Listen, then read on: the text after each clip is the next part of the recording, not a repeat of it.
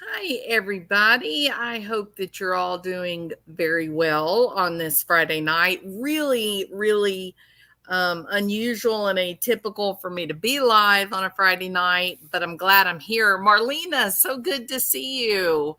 Um, so, one of the focuses that I've tried to have in the past few months, the occasional discussions about Sebastian Rogers and the Proudfoot family is, I'm quite disturbed by the rewriting of history.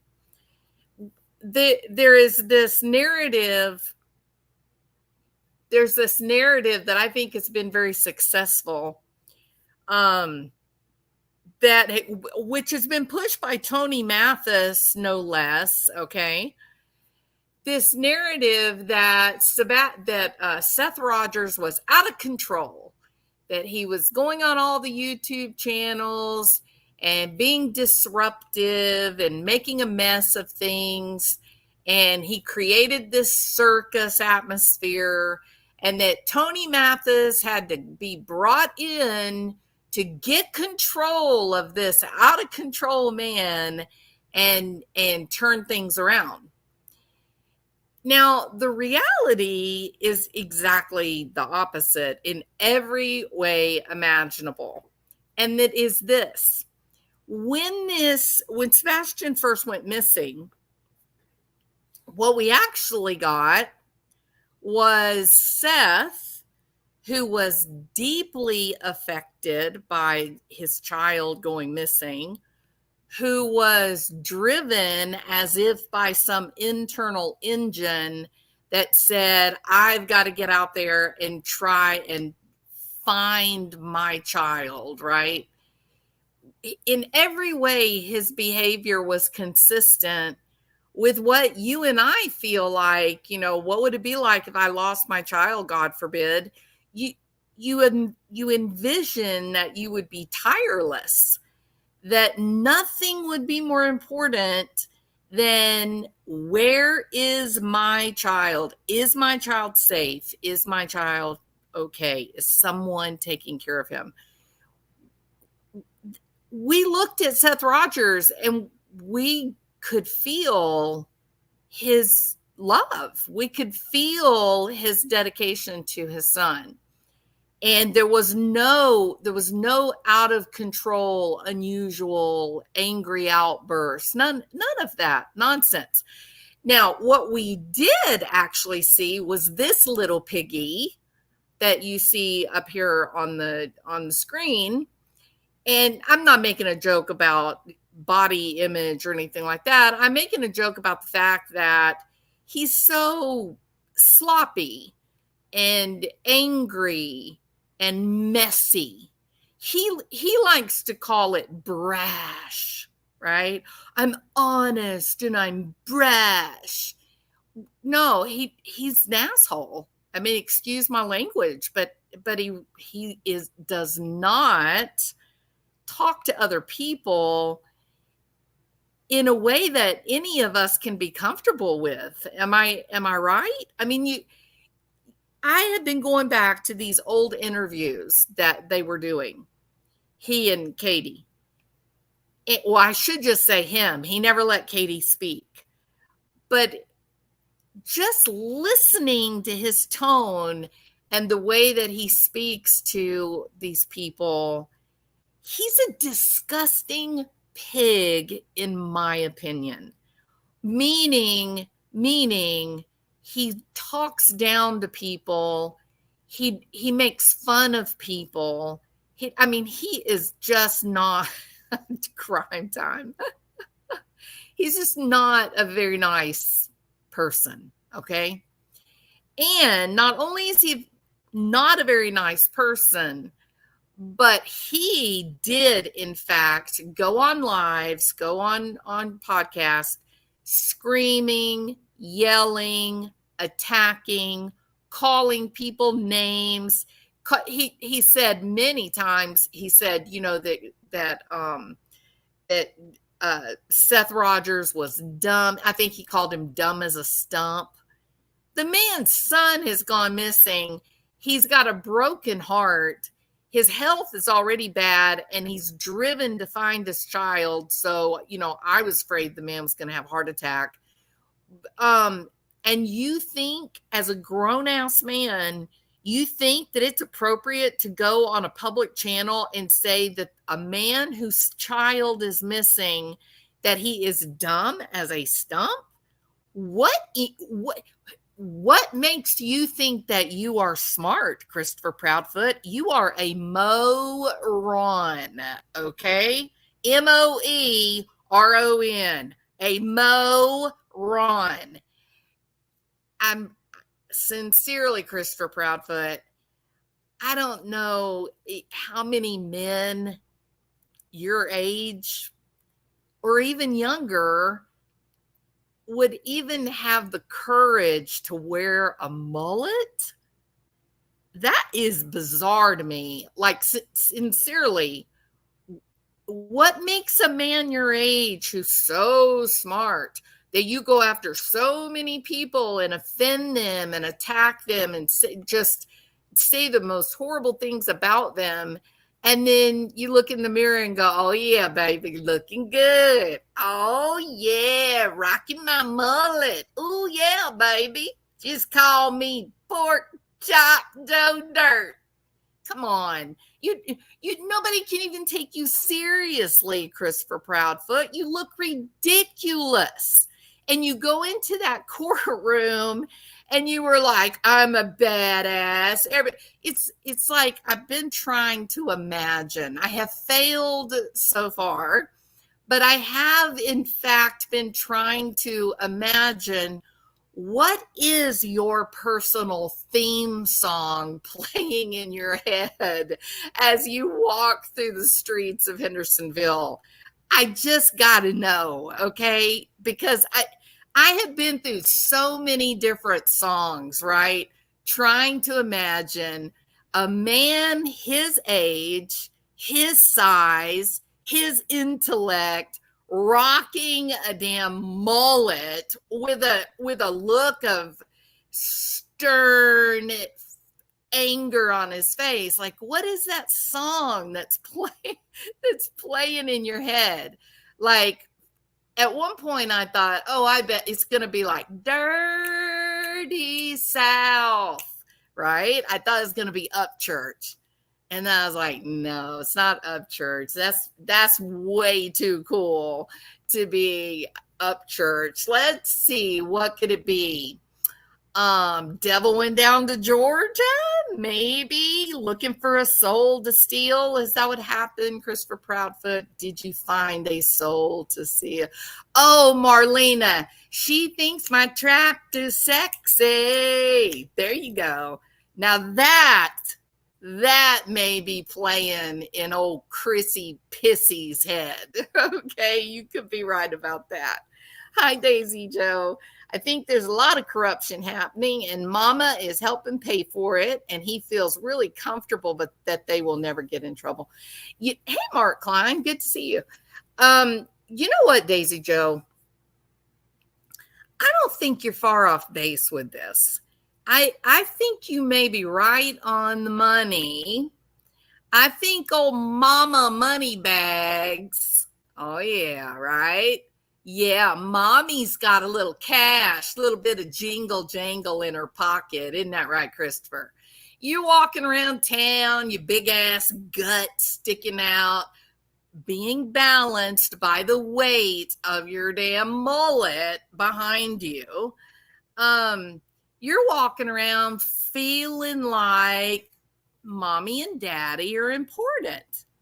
Mommy and Daddy are important. They'll get me out of trouble. Everybody's scared of them because they got money. I'm okay.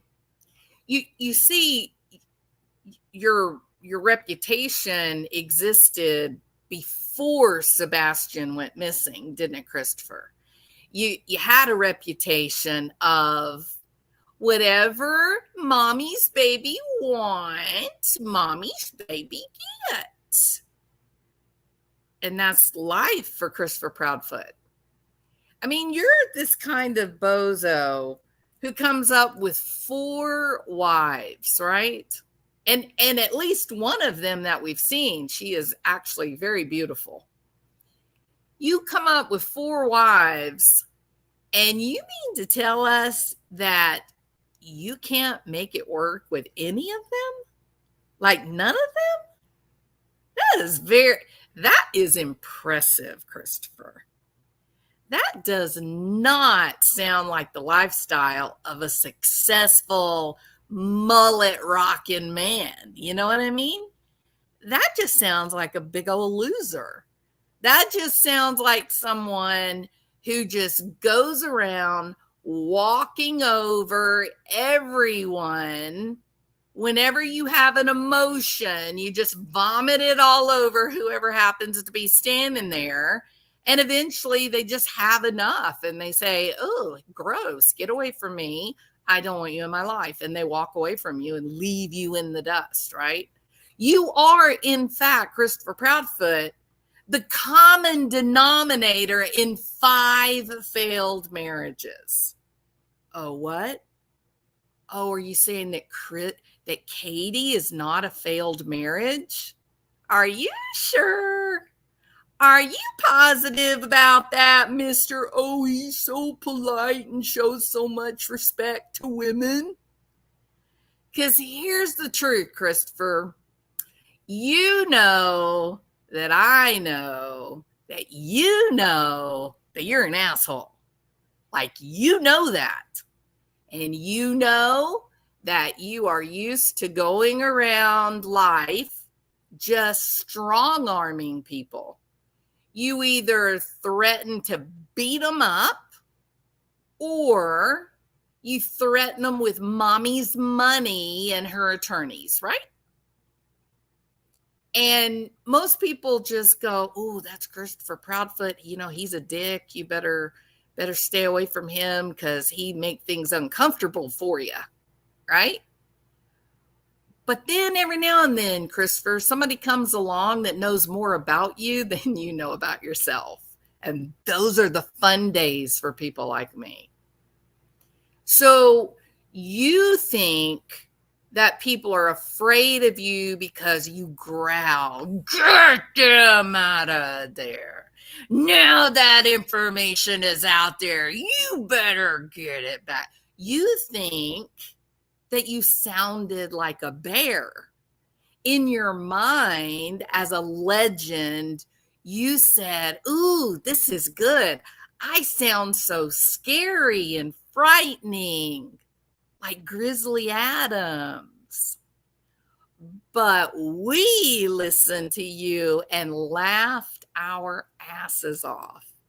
Like my husband laughed and he said, what's wrong with that man?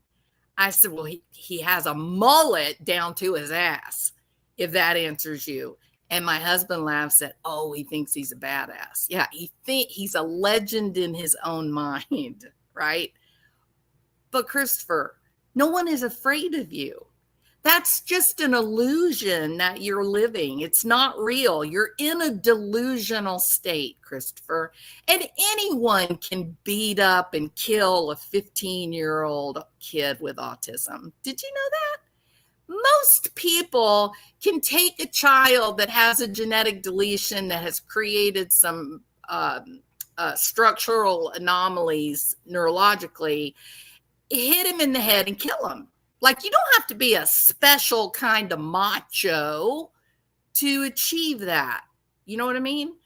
But the problem is most people wouldn't do that. Most people would take a kid like that and treat him with gentle respect, kind of like Seth did, you know? Most people would take a kid like that and say, what can I do extra to support this teenage boy who, you know, has got the deck stacked against him and has got some problems and he's going to need some additional help. You're the only dick walking around thinking, oh, let me show how tough I am. I'm going to take all of my stepson's pets and make them disappear because that's kind of badass I am. I'm going to brush my mullet. I'm going to spray it with some hairspray so I can look all like that famous man, Joe Dirt. And then I'm going to go into my stepson's bedroom and I'm going to make him throw everything away because I can. Because I am cool. I'm brash. I'm tough. And I can terrorize a 15-year-old kid who is surviving with autism. So you're just a delusional mess, Christopher Proudfoot. You have no understanding of normal people. None. You legitimately growled at that young woman on that phone call. You legitimately told one of the most respected people in the true crime community, you legitimately used one of the most misogynistic terms on the planet by calling them web sluts. You are a joke. A joke. And so I think that the way that it went was, oh my God, everybody loves Seth and everybody hates us. And this is a big, huge problem because, Seth is probably not going to be facing a jury. Can we just be honest, Mr. Chris, sir? Seth was, in fact, at work, wasn't he? And the cops have verified that. And there wasn't a damn thing wrong with the clocking in machine because there's actually a camera that takes video of who it is that's clocking in and clocking out.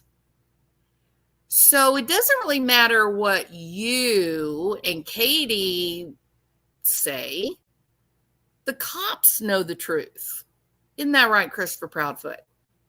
Now, I hear through the grapevine that you might have a little bit of a problem with your alibi.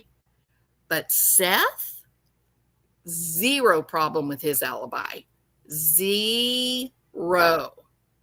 So now you're sitting around, you've gone on all these channels, you've made a complete and total ass out of yourself, screaming, yelling, cussing people out, using misogynistic terms to attack well-respected people. You've made a mess of things in your delusional, my mommy's so rich bullshit. And Seth has just looked for his kid. That's all he did. Just looked for his kid. Asked for help. Someone help me. Someone give me some information. And you said, this might be a problem because what was it you said during that meeting? Let me make sure I get the words right. I think it was, well, what are we going to do if there's a jury involved? What would make you say something like that, Christopher Proudfoot? All right, so we know this. Chris is worried about a jury being involved at some point in the future. Isn't that interesting? And so the conversation with mommy and daddy started being, well, what are we going to do? Because nobody likes me. Like you can just go on YouTube and you can listen to everybody and you can see that the greatest majority of people in the true crime community really, really, really hate Christopher Proudfoot.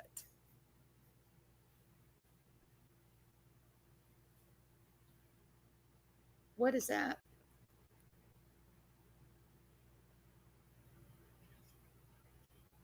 Oh,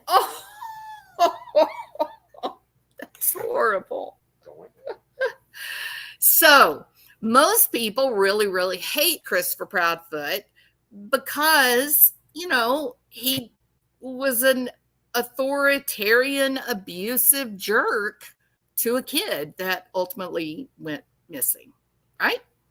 And now we find out that Christopher Proudfoot is, quotation marks, worried that there might be a jury involved. I just love that for him. Okay. If anybody deserves to be worried about a jury, it would definitely be this man on the screen. By the way, just curious, what do you guys think of this picture of him?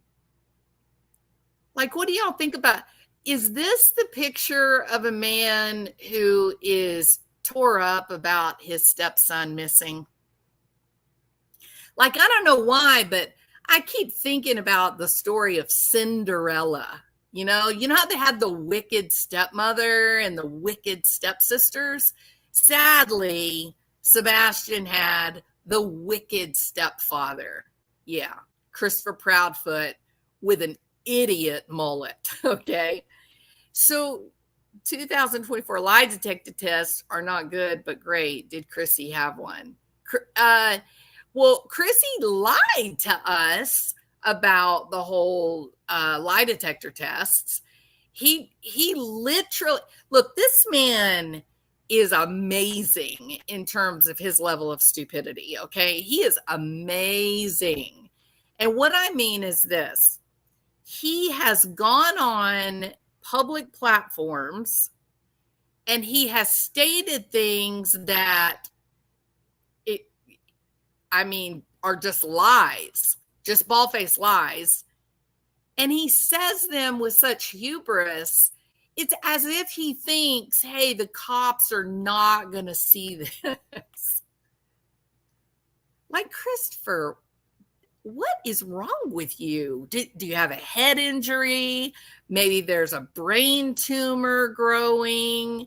Like, somehow you seem to be losing IQ points.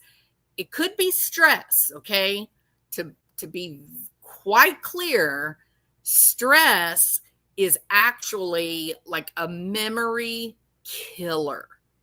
Stress, anxiety, it can really interfere with your ability for sustained attention. It can also interfere with proper encoding of new information, or it can really mess up retrieval of memory. So it's really odd how maybe you drink, Christopher. Maybe you have an alcohol problem, or maybe it's no problem at all. Maybe you actually drink incredibly well. It's one of the things you do better than anything else in the world. But somehow you're having a little bit of trouble with reality testing and rational thought. Because I do think that if a person is willing to say in the middle of a meeting, what do we do if there's a jury involved sometime in the future? I would think that person would think, if they're worried about a jury, I would think at some point they would just be careful about talking in public. Like, I would think that if you have this fear of a jury being involved somehow, that would be a really good sign not to go on a public platform where we get millions of views a day and not tell lies that the law enforcement will know you're a liar. But you do it. Now, a lot of people think that your hubris is the result of mommy's cash, money bags, mama bags, right? Maybe your stupidity comes from mom and the fact that mommy will protect me. Mommy's always protected me. Maybe that's it. Maybe your stupidity or hubris comes just from substance problems, that you drink too much, that you've created, brain damage from all the alcohol. And so you're just not aware that when you are sitting there speaking to smiley stories and doing these long interviews, maybe you just think, oh, this is private. No one's ever going to see this or hear this. But this is what you don't understand, Christopher Proudfoot. The cops watch us. Like, I was completely shocked to find my face and my videos in the discovery documents for Chris Watts. I was like, what? Why is my video in the discovery for the Chris Watts case? That is crazy. So some of us are watched, Christopher Proudfoot. And Smiley Story World might be being watched. And for certain web sleuths, has law enforcement that is watching her channel, listening to the people that come on her channel. And so I got a feeling that the FBI offering $50,000 reward, I got a feeling they know an awful lot about you and the lies you tell, Christopher Proudfoot. So I would agree with you. Your concerns about a jury sometime in your future, I think you're probably right about that, actually. Now, I'm quite intrigued by the weight gain. And you may say, but why? Like, I ungained weight. How many of you think if Christopher Proudfoot was here and I said something about his weight gain, what do you think he would say? Do you think he would just go, yeah, I gained weight? Or do you think he'd say, I hadn't gained any weight? What do you think he'd say? He would totally deny weight gain, wouldn't he? He would not be, I mean, he can't deal with the reality. It's all just about, driving a narrative. And his narrative would be, oh, I am thin and handsome and looking cool. And how dare you talk about my girlish figure, correct? Well, there's an interesting thing about the human body and sleep. And you're like, wait, I just got whiplash. You just changed the subject on us. Oh, no, I didn't. We are talking about Christopher Proudfoot and dramatic weight gain in a very short period of time. And sleep deprivation actually is notorious for causing unexplained weight gain. That's right. Sleep is a very complicated neurological process. And it is actually connected to every system in your body. Once you go into stage 3, 4 REM sleep, that is the time, that period of deep sleep, that is the time when you get cellular rejuvenation and repair, you get new cell growth, and you get memory consolidation. And so those critical cellular processes happen in every system in the body. And if someone is denied access to the end of level 3, stage 4, and then REM sleep, if you are denied access to those deeper processes of sleep, then you can begin to experience things like symptoms of arthritis. If you go without sleep long enough, you can actually experience psychosis. Okay. So it's critical that we get those levels of sleep. Now, one of the shocking things in recent years that we've learned about the endocrine system and sleep is that for some reason, when you are sleep deprived, when you're not getting that deep level of sleep, your body responds by a tremendous level of weight gain.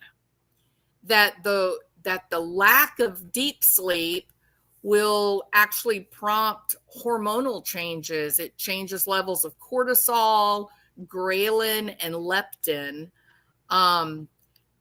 And all of these things work together to cause your body to suddenly just blow up like a balloon, literally and figuratively.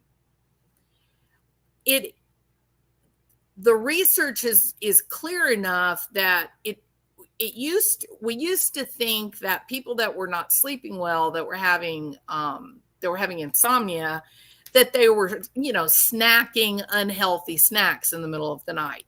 That may be a small factor, but when they controlled the food intake, they would wake the person up. Once they would watch the machine, and once they would see they were going in stage 4 sleep, they would wake them up and deny them that stage 4 and REM sleep. For some of the studies, 96 hours, some of them 128 hours. When they would deny that, they would begin to see rapid weight gain. So it is not just as simple as, well, you're eating, snacking bad food in the middle of the night. It's actually a physiological response by the endocannabinoid system, the endocrine system in general, connected to the liver, that your body just starts hoarding calories and rapidly turning those calories into stored fat.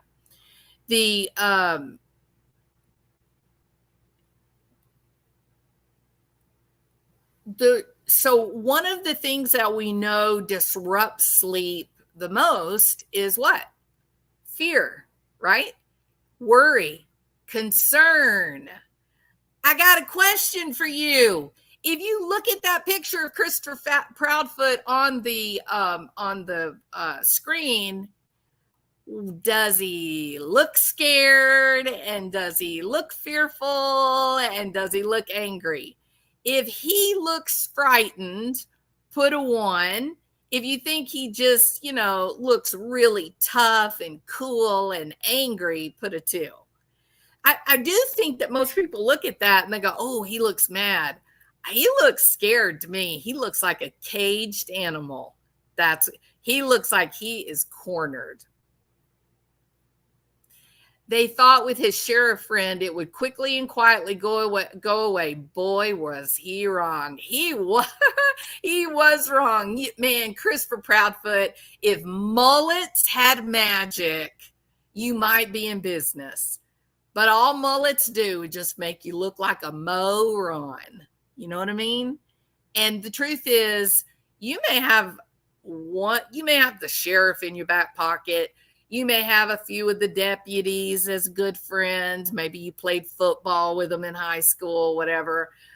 But the reality is, Sebastian Rogers, he's special. And the whole world fell in love with this kid. The kid that you hated, the kid that you despised, the rest of us just love him. The rest of us have a feeling to want to protect him and help him. It's not going away. We are not going away. The FBI, they are not going away, Christopher Proudfoot. They are not. And I think that's why you look terrified in this picture. You looked terrified when you were in that courtroom. The way you walked up, laid down on the banister, the divider, so you could talk to the attorney. You were hanging on to that banister for dear life, Christopher Proudfoot. You may throw your shoulders back and try to walk like a tough guy, but I can see it. I can see the body language of a terrified animal. And you, sir, you are terrified. All that weight gain is a result of you not sleeping. You're not sleeping, are you, Chris? You're walking the floors. All you can think about are all the different things that you cannot control. It's out of your hands now, big guy. You have this train has gone completely off the rails. You are not anywhere even close to this train. You are just a sitting duck. You know damn well, watching everybody on YouTube, listening to people like Dog the Bounty Hunter, Jennifer Coffin Daffer, others, you know that we know the truth. You're terrified, Christopher Proudfoot, and that makes me satisfied. You have no right to do to people what you've been doing. I hope he is losing sleep and terrified. He more than anyone. I do think he's terrified. What do you guys think? So you're looking at this. If you think that he looks frightened, put a 1. If you think I'm wrong about this and he's either just angry or defiant, put a 2. Just out of curiosity. Chris was afraid that Sebastian would talk. I would 100% agree with that, Martin. There were secrets, right? There were secrets. And it's a common story, right? It is a common story. When kids reach a certain age, the abuser becomes afraid because the truth is about to come out. They can control these kids up to a certain age, and then they begin to lose control. I think that's what happened in Stephen Stern's, the Madeline Soto case. I think she was about to start talking. She probably threatened him, said she was going to tell, So that is actually a really common phenomenon. Yeah. Okay, so tell me, okay, so Martin, I'm going to guess that you think he looks defiant. Is that what? I hate to put words in your mouth, Martin. What do you think? Same, exactly the same with Summer Wells. I've said it 100 times, Martin, like talking to friends and whatnot. She was reaching that age. She was fixing to start school, and that's when the truth comes out, isn't it? Yep, it's a common tale. His bench press is under a strong 14-year-old. It's so sad, Mark. So sad. Okay, so Martin says that he looks angry. Yeah, I mean, there are a lot of people that look at this picture and describe it as anger. I think he's scared. But in truth, when is a dog or when is an animal the most dangerous? When they're backed in a corner and they're afraid, right? That's when they come out. That's when they lash out and come after you. Anger is a mask for fear. Yeah, I think we're all seeing the same thing, Martin. And he is a well, we know another man just like him, don't we? The kind of guy that, just manhandles and bullies his way through life. I think they're 2 peas in a pod, narcissistic. I hate to use that word because it's so, so overused. But people that think they can control everything and then they finally are confronted with the uncontrollable, they can get scared pretty fast. Barry. There you go, Kelly. Absolutely. I absolutely am convinced Barry Morphew will be arrested January, February, March. I think they're coming for him. They got Linda Stanley, they're coming for him. Was CPS in Nina State about to find out about CPS in Tennessee? Well, there's some very interesting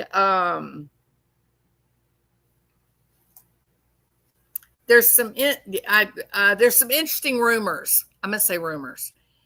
It does seem that Christopher Proudfoot, okay, we're going to listen to one of the early interviews that Christopher Proudfoot did before he started his path to rehabilitate his public image. I want to remind you, Christopher Proudfoot says, in case there is a jury involved, I need to make people like me. So he was aware that he had gone around on all these different podcasts and offended all these different people, and that the true crime community in general really, really disliked this man. Okay. He's aware of it. And so he began a process using Cluminati and other channels. He began a process of coming on and and becoming very, very business-like, calm, understanding. I mean, the guy is going around like literally trying to hug women that he previously really insulted. He's a nasty bastard, okay? He's gross. So now he thinks, oh, well, now I'm rehabilitating my image. So I'm going to go over and hug Terry Lynn and tell her I don't hold a grudge because that's just the kind of guy I am. No, Christopher, you can say what you want to say. We all got your number, buddy. We know what you are. It's not hard to read you. And it's also not hard to recognize that you now realize you're probably going to be arrested. You know that. And you're sitting there thinking, oh gosh, if they have to find a jury, people don't like me. I got to try to get it together so people will like me. Interesting, right? So I want to play this.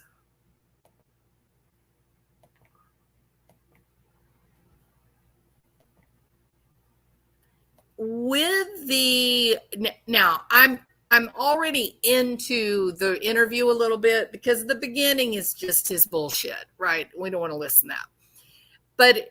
But here's something that adds a little bit of a different flavor to this interview. I think it's really interesting that that this interview happened in the minutes after Smiley, the lady whose channel this interview happened on, she was actually on panel on another channel where there were 3 men on that channel. She was the 4th person, and they were having a discussion about Sebastian Rogers. All right. Christopher Proudfoot calls her on the phone and says, I want to go live. I want to go live right now. You got to get down off that channel. You got to get down off that panel and go over to your channel so that me and Katie can go live. We want you to do an interview right now. Don't wait. You got to come right now. He's literally saying this to Smiley. And she's on the panel with 3 men, Josh and a couple other guys. She's on the panel with 3 men talking about the case. And out of nowhere, unplanned, unknown, he calls her. And he says, right now, got to do the interview right now. And of course, this is back, 6 months ago. This is 6 months ago. So this is March, not long. I mean, just in the weeks after Sebastian goes missing. So this was a hot item to be able to get Christopher Proudfoot and Katie Proudfoot doing an interview in the middle of the night, right? So she leaves the panel with the 3 men and goes over to her channel, fires it up, and has to wait around a little while. Katie joins immediately. She says, I got to wait before I can answer questions. I got to wait on Chris to get here. And eventually he finally gets on, and then here he is. Okay. So isn't that a crazy story? I mean, that is a remarkable set of circumstances considering all the facts. And I think, to me, one of the things that the background story provides in terms of just depth to the context is if he was so anxious to talk about the disappearance of his stepson, why didn't he just go up on this channel that is very well known, many more subscribers, so the message would have been far more widely spread? What motivated him to demand that a woman, the only woman on the panel, get off the panel, stop the conversation, go to her channel and fire it up, and then him dominate the entire interview. What was the motivation? Well, the conversation that was happening before Smiley left was obviously one that was quite negative toward the Proudfoots. He basically stopped the discussion about the lies and the misinformation that he was a part of. And of course, when Smiley goes up and says, "Oh, I'm doing an interview with the Proudfeet," how many people left that original live with the three men to go over to Smiley's channel to listen to Christopher Proudfoot now have the floor, have the platform, and manipulate people and say whatever he wanted to say?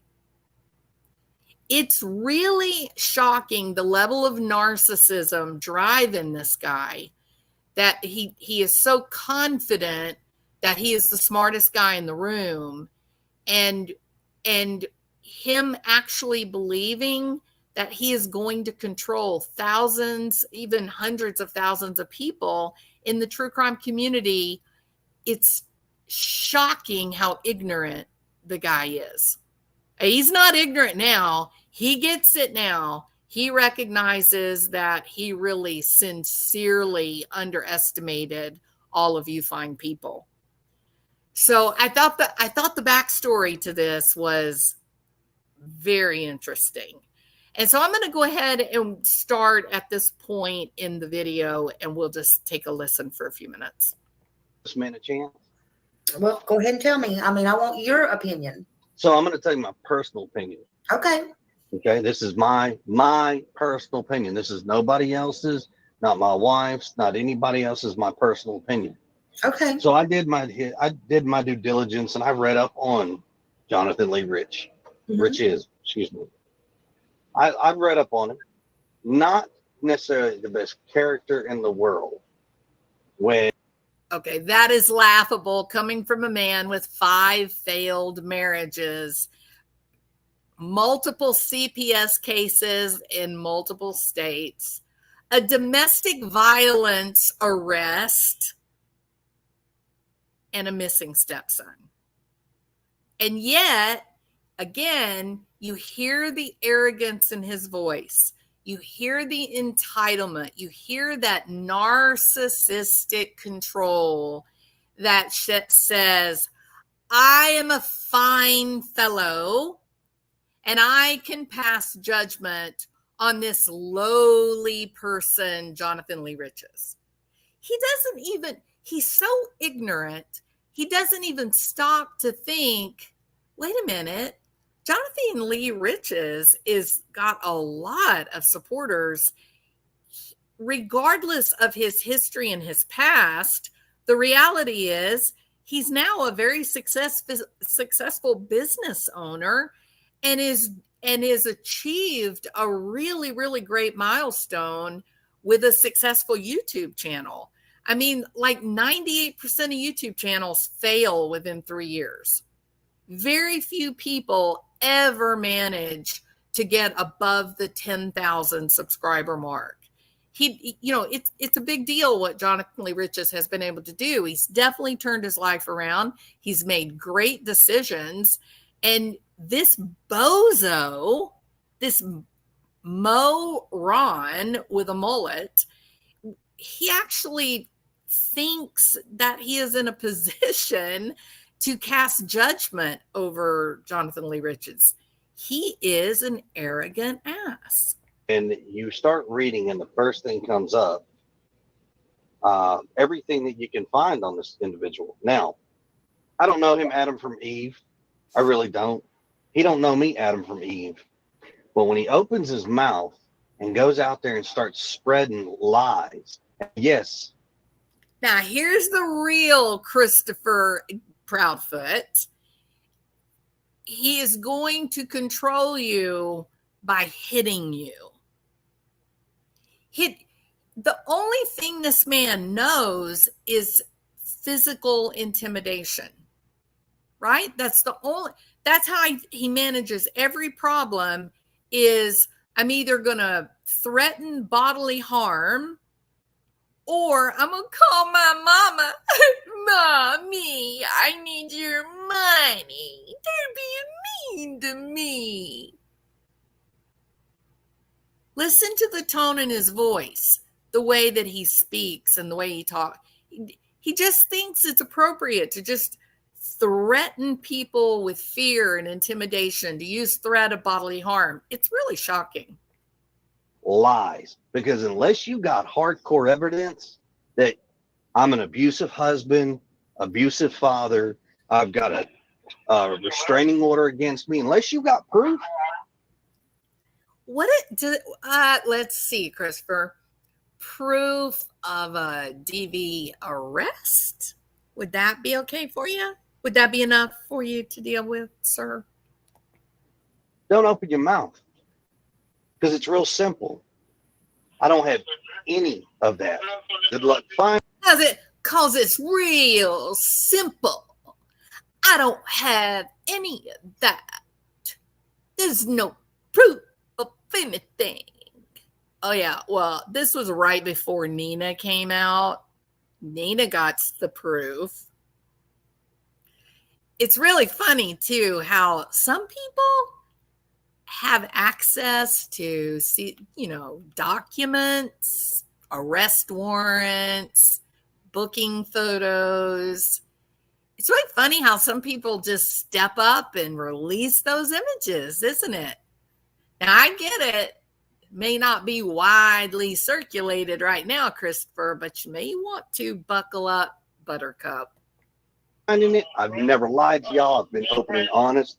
People don't like my answers, so people want to come back with their own assumptions. And I'm so sorry that I can't open up and give you every little piece of evidence and every little detail that we know. I am terribly sorry. It sucks because when it does and it can come out, my only question to everybody else is, when are you going to start issuing public apologies?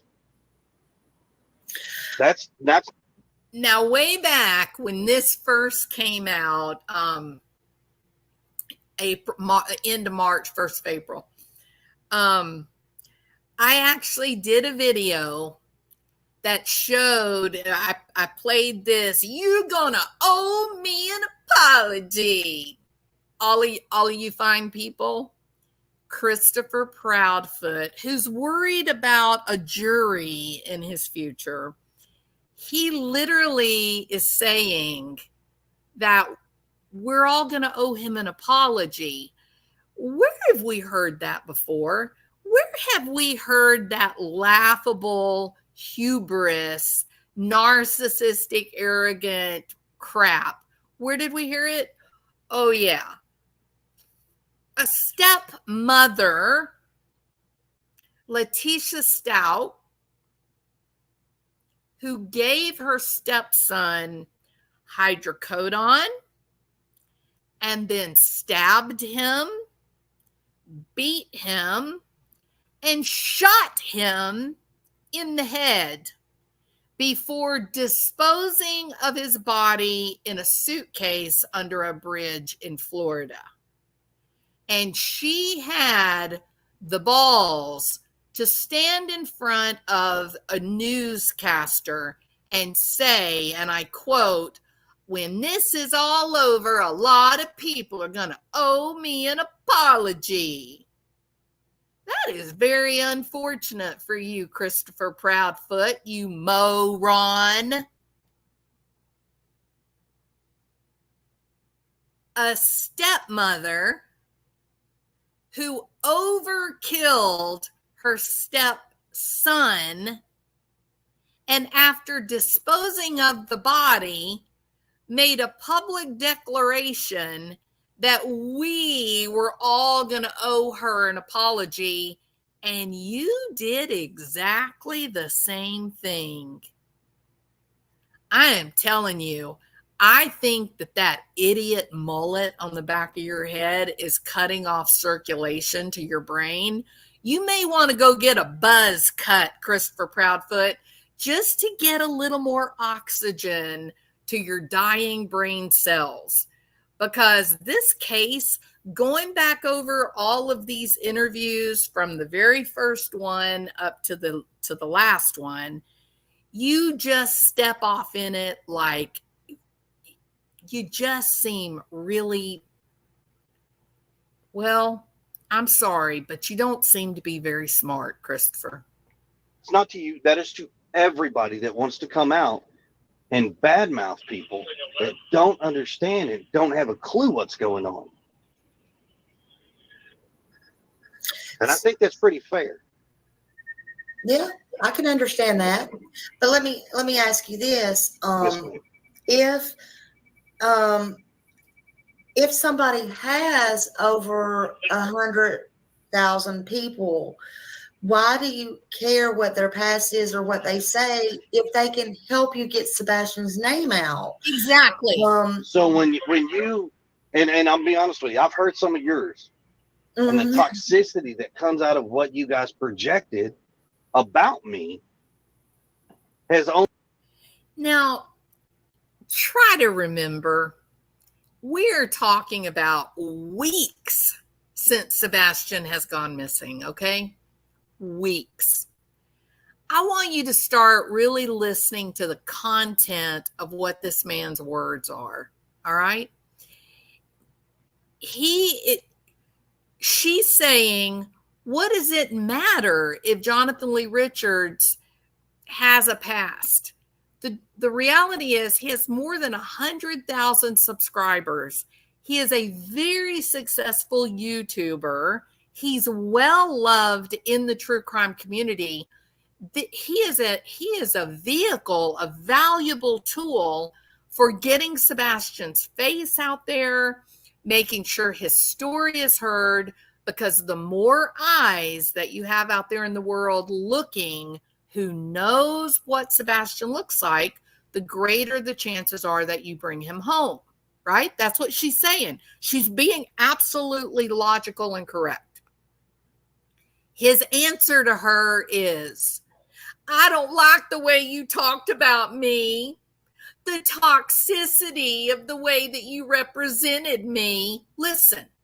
They can help you get Sebastian's name out. So when you and I'll be honest with you, I've heard some of yours, and the toxicity that comes out of what you guys projected about me has only toxified everybody else that puts in a lead or says, well, check out the stepfather. Okay, you idiot. Toxified? I'm not sure that's a word, Christopher. And to tell you the truth, the fact that word would even come out of your mouth is laughable.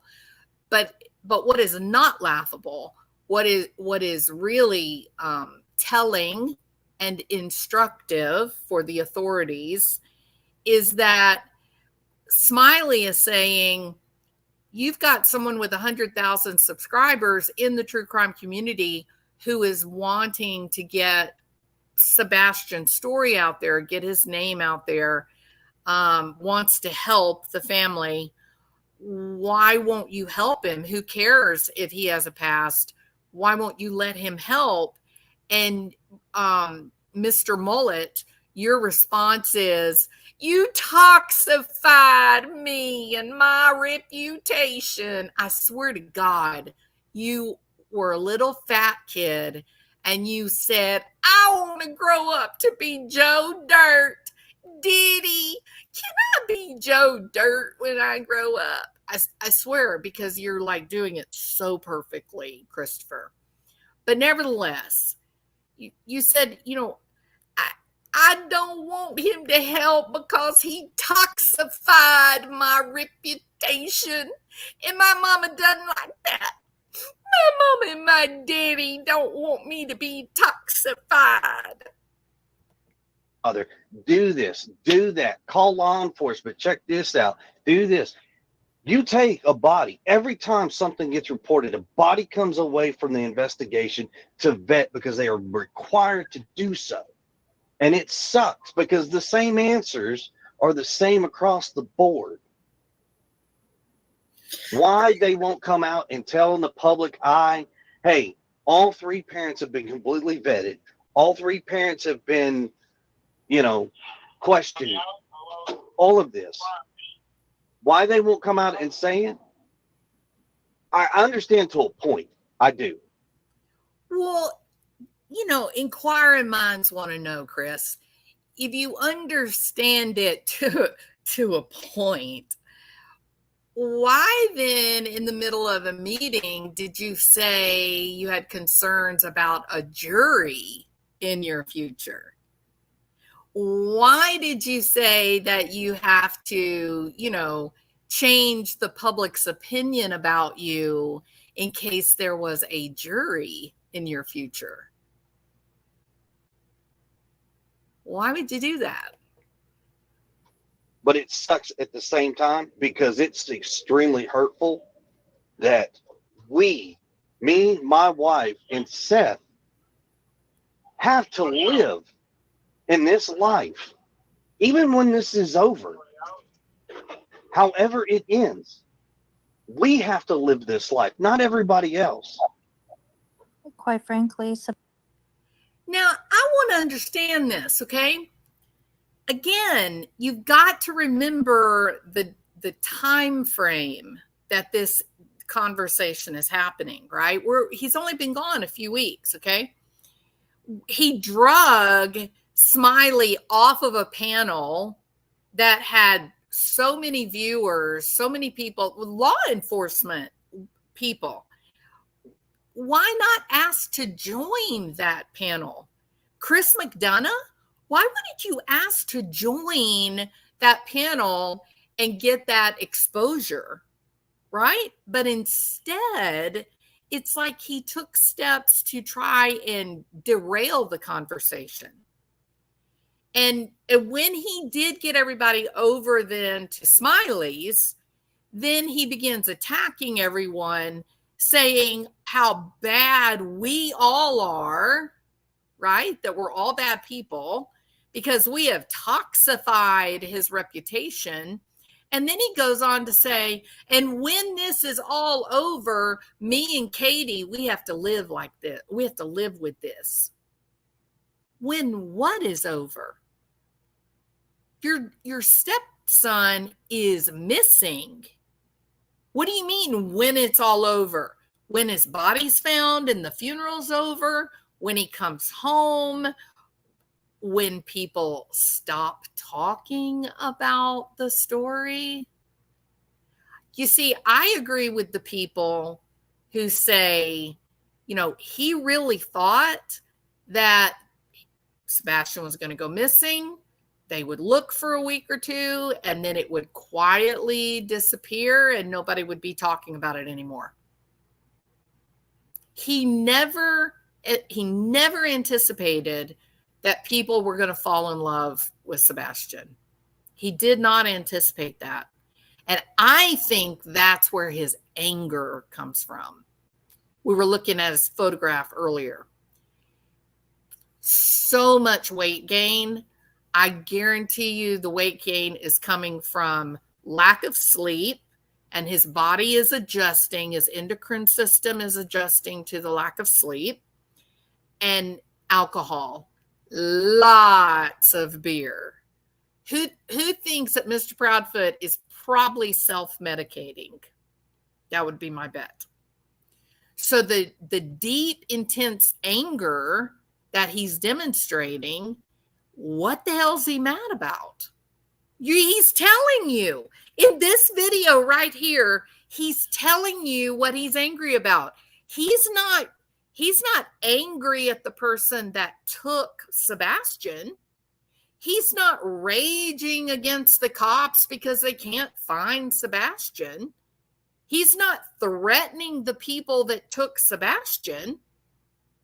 He's yelling at us for talking about Sebastian. He's yelling at us for spreading the story and keeping it alive. He's telling you what he's angry about, y'all.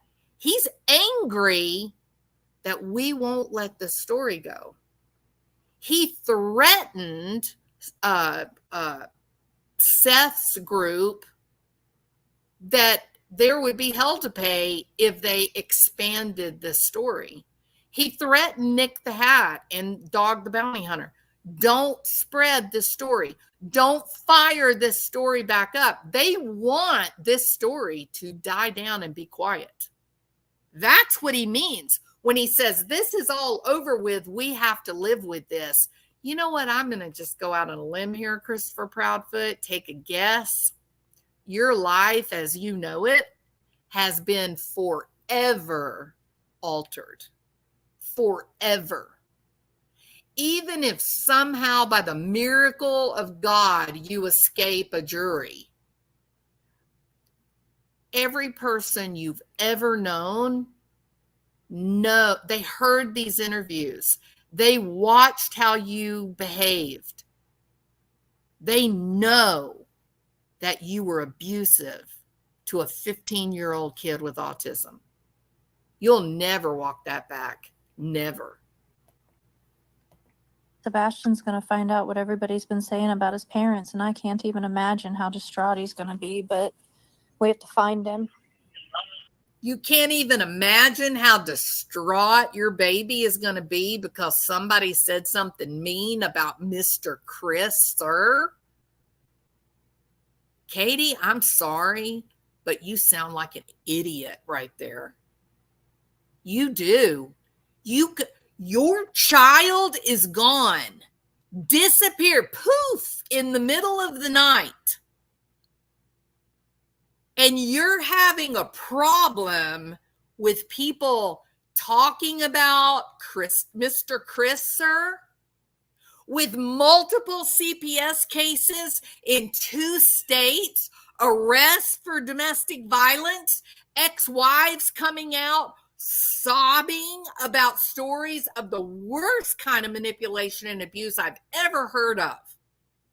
And you believe that a kid who has been kidnapped in the middle of the night, that when he comes back, he's going to be mad at all of us for talking about Mr. Chris, sir.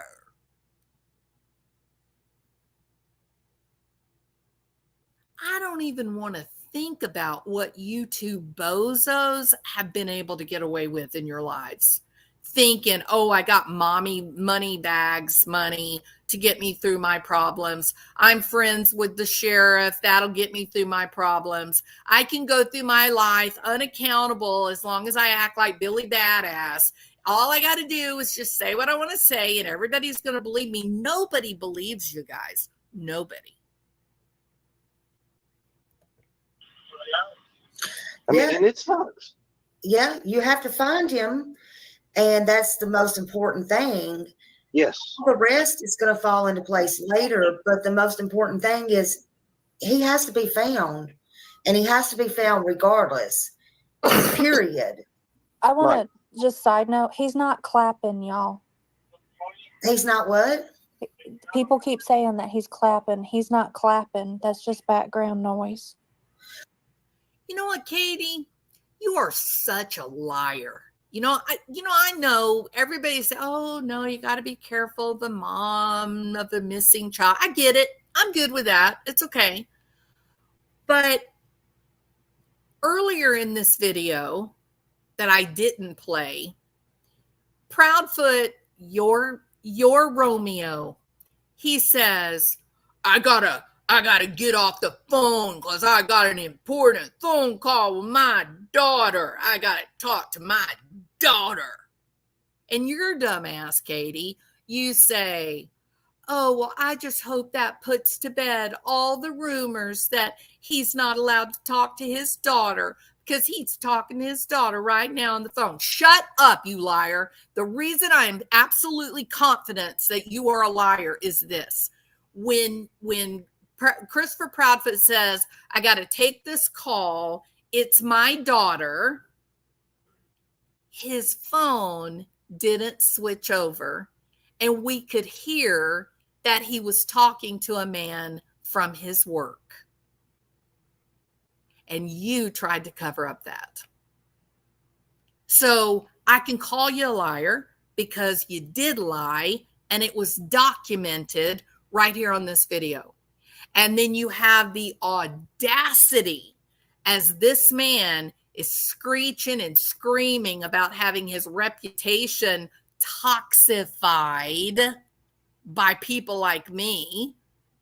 You jump up and help him with his BS by saying, and you're hurting Sebastian too, because Sebastian's going to be so upset that you guys were mean to Mr. Chris, sir. This is such nonsense. Oh, I don't hear any. Yeah, y'all. Well, some people have heard their clapping, and that's fine. Yes, I'm currently working. Yeah, y'all. Now, where understand, people, where I work is really nobody's business. And I would listen to the tough guy attitude coming back. Where I work is nobody's business. Yeah, well, I would be willing to bet the detectives were pretty interested in where you work, especially since you didn't work that morning. I would hope you would respect that, because I'm not this criminal. I'm not this monster that everybody wants to believe. But I do believe in privacy and respect, and it goes both ways. Respect. Yeah, I don't feel anybody should be going to anybody's job or anything like that. No, I don't. I don't feel anything like that. But as far as JR, I mean, that's up to you who you speak with or anything like that. I do appreciate you holding up to your bargain, speaking to me. Some of the harder questions, it has nothing to do with you, but I'm just saying, as far as all of that has nothing to do with you. It's just a matter of how I put it to every case that I care about. And there's no reason to be angry about it. It's just something, whether it's me, you, or whoever, and that happens to. Look, I had a grandson that went missing for a couple of hours here not very long ago, back last year, and I know how that feels, and whatever that a lot of these people that are my subs don't know that I've been through, and I understand mine is not yours. I understand that. And I do have to ask these questions, and they're questions you don't like. And whether you're in here, no, it's not that I don't like them. I don't want anybody to start thinking that there's not questions I don't. Sorry, Christopher, we're already there, buddy.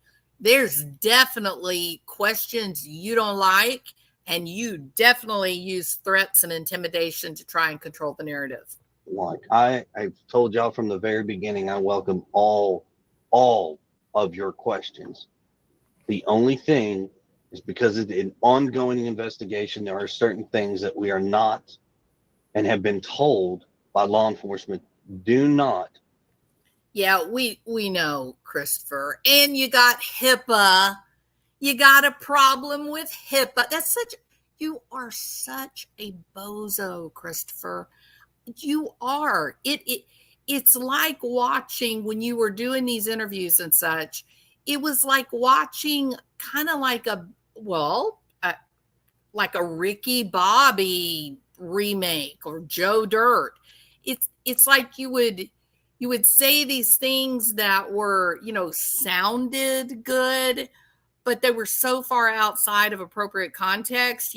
Everybody just had the realization, this guy doesn't know what he's talking about. Oh, well, because of HIPAA, we're not going to be able to talk about that. Are you an idiot? Do you know what HIPAA is? You're not a healthcare provider. You're not a hospital. What do you mean because of HIPAA, you're not going to answer questions about? You can talk about the medication that your children are on. You can talk about the medications that you're on. HIPAA is between a healthcare provider and their patients.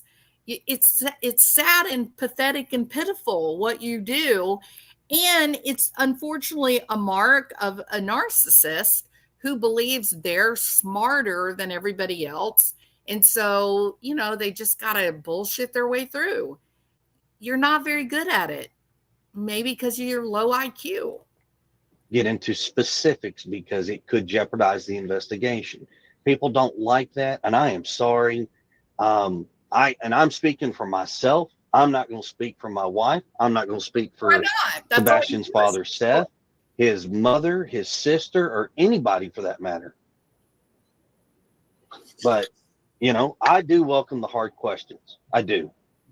Well, and I'm okay with it. And for the record, I don't have a problem talking with JLR or anybody else. Now, if you're one of these shows that are for profit, you want to talk, you go out and publicly announce it publicly that any money that you make on the show, as long as me and my wife are involved, that money gets directly posted to signs, flyers, or billboards.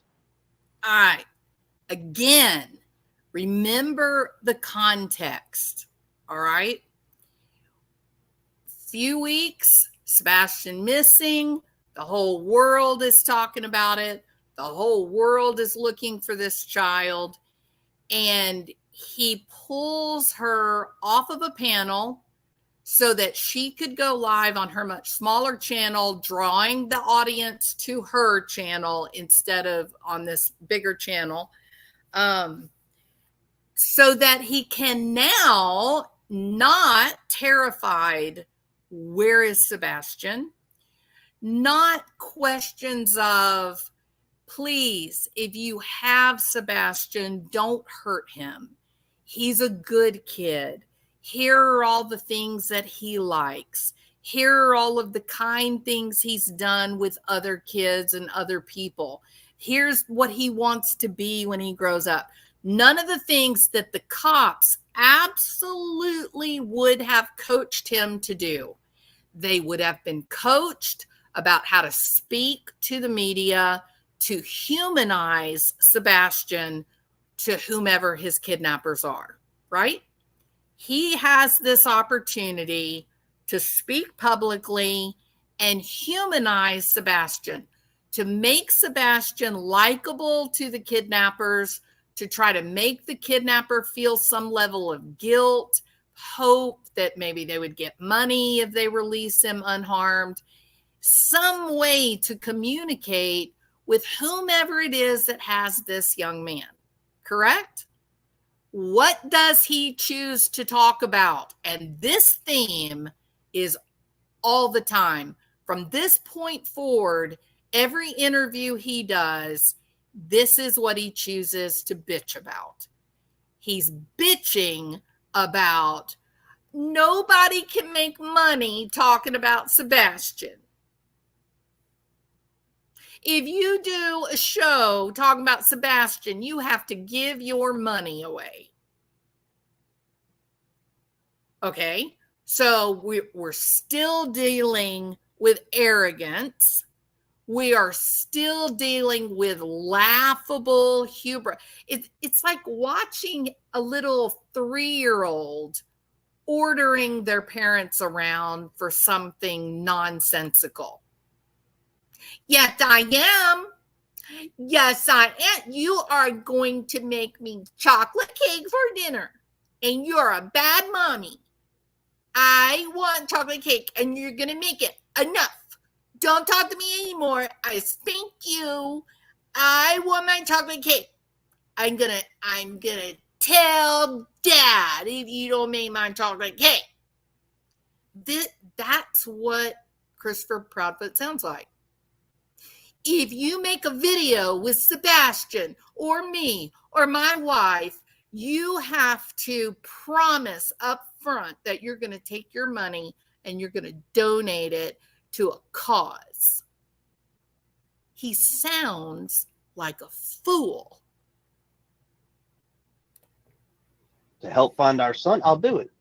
But if it's for personal gain, it ain't happening. Yeah, I just went out today. I mean, I take money off my own stuff. I just went out today and got a bunch of flyers, and I suggested with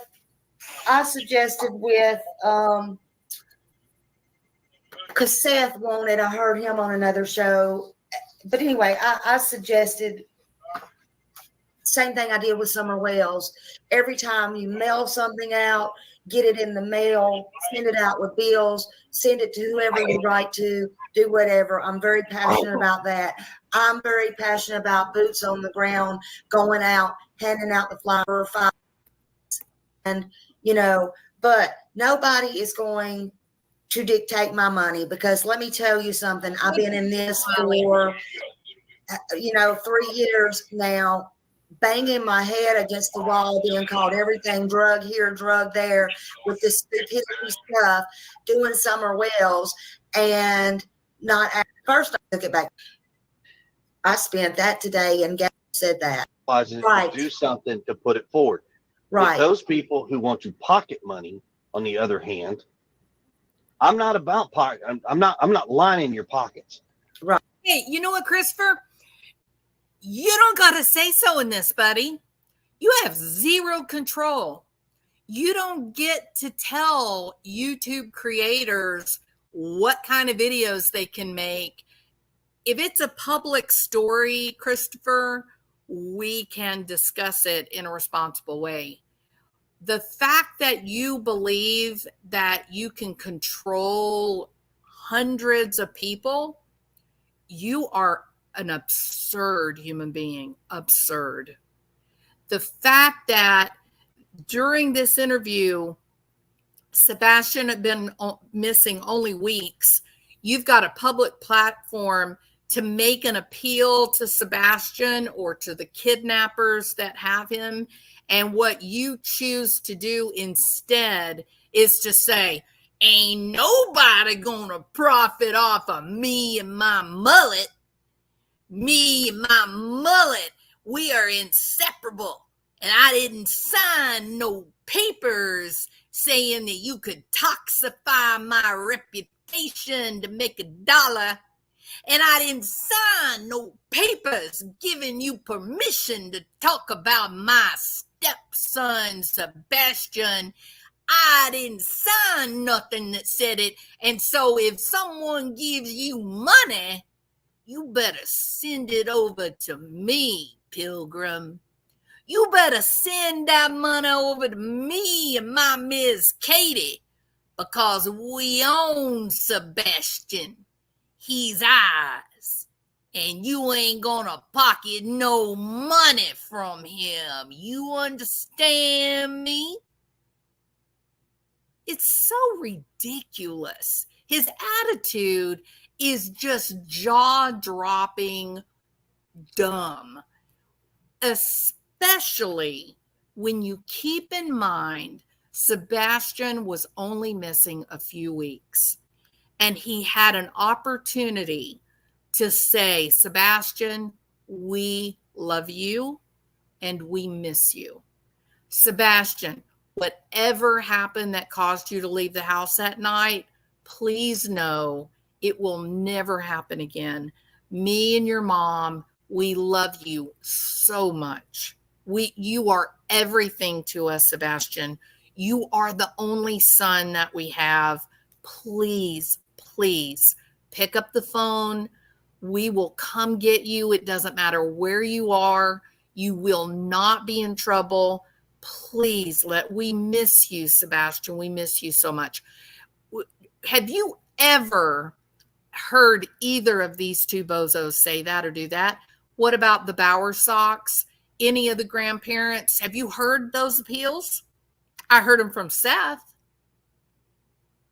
Or, like I said earlier, humanizing Sebastian for the potential kidnappers.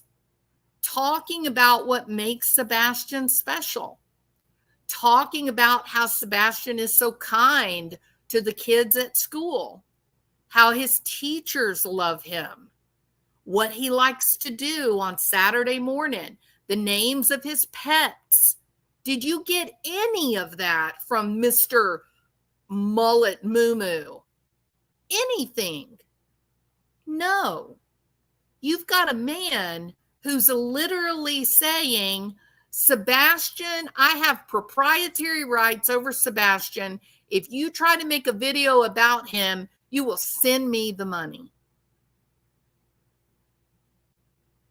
The reason why this is important, y'all, is because this is a man who is demonstrating that he doesn't even see Sebastian as a human being.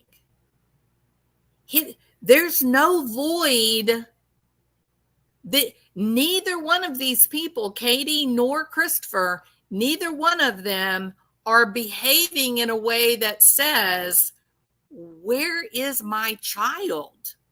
I can't stand this. I can't sleep at night because I just keep looking at his empty bed. I walk the floors. Where is he? Where did he go? Is someone taking care of him? Is he being treated well? Is he cold? Is he hungry? You don't get any of that. Right. No, And I get that. I'm going to be very respectful because I don't want to say it like I would normally say it, but I tell everybody, well, no, because if there are some folks that don't like cussing. Well, but understand something, and I'm respectful about it because I'm being positive here. But if you don't feed me, finance me, or sleep with me, I don't owe anything to anybody at that point. Well, What? So the only people that you're responsible for, that you have anything that you have to acknowledge, that you have to honor, you don't, what did he say? He said, you don't feed me. I can't remember exactly what, hold on. If you don't feed me, finance me, or sleep with me. Okay. Feed me, give him food, finance me, give me money, or sleep with me. I'm going to assume he's talking about sex. Maybe he does mean just sleeping, for restoration, perhaps. But imagine that that's how you judge the worth of people in the world. That they have to give you something in order for them to be worthy of your attention or care or time. That's pretty gross, disgusting, and sick. So feed me, finance me, or sleep with me. Well, right there, he's just told us Sebastian is of zero use to him. Sebastian is no use. Sebastian can't feed him, can't provide him food, right?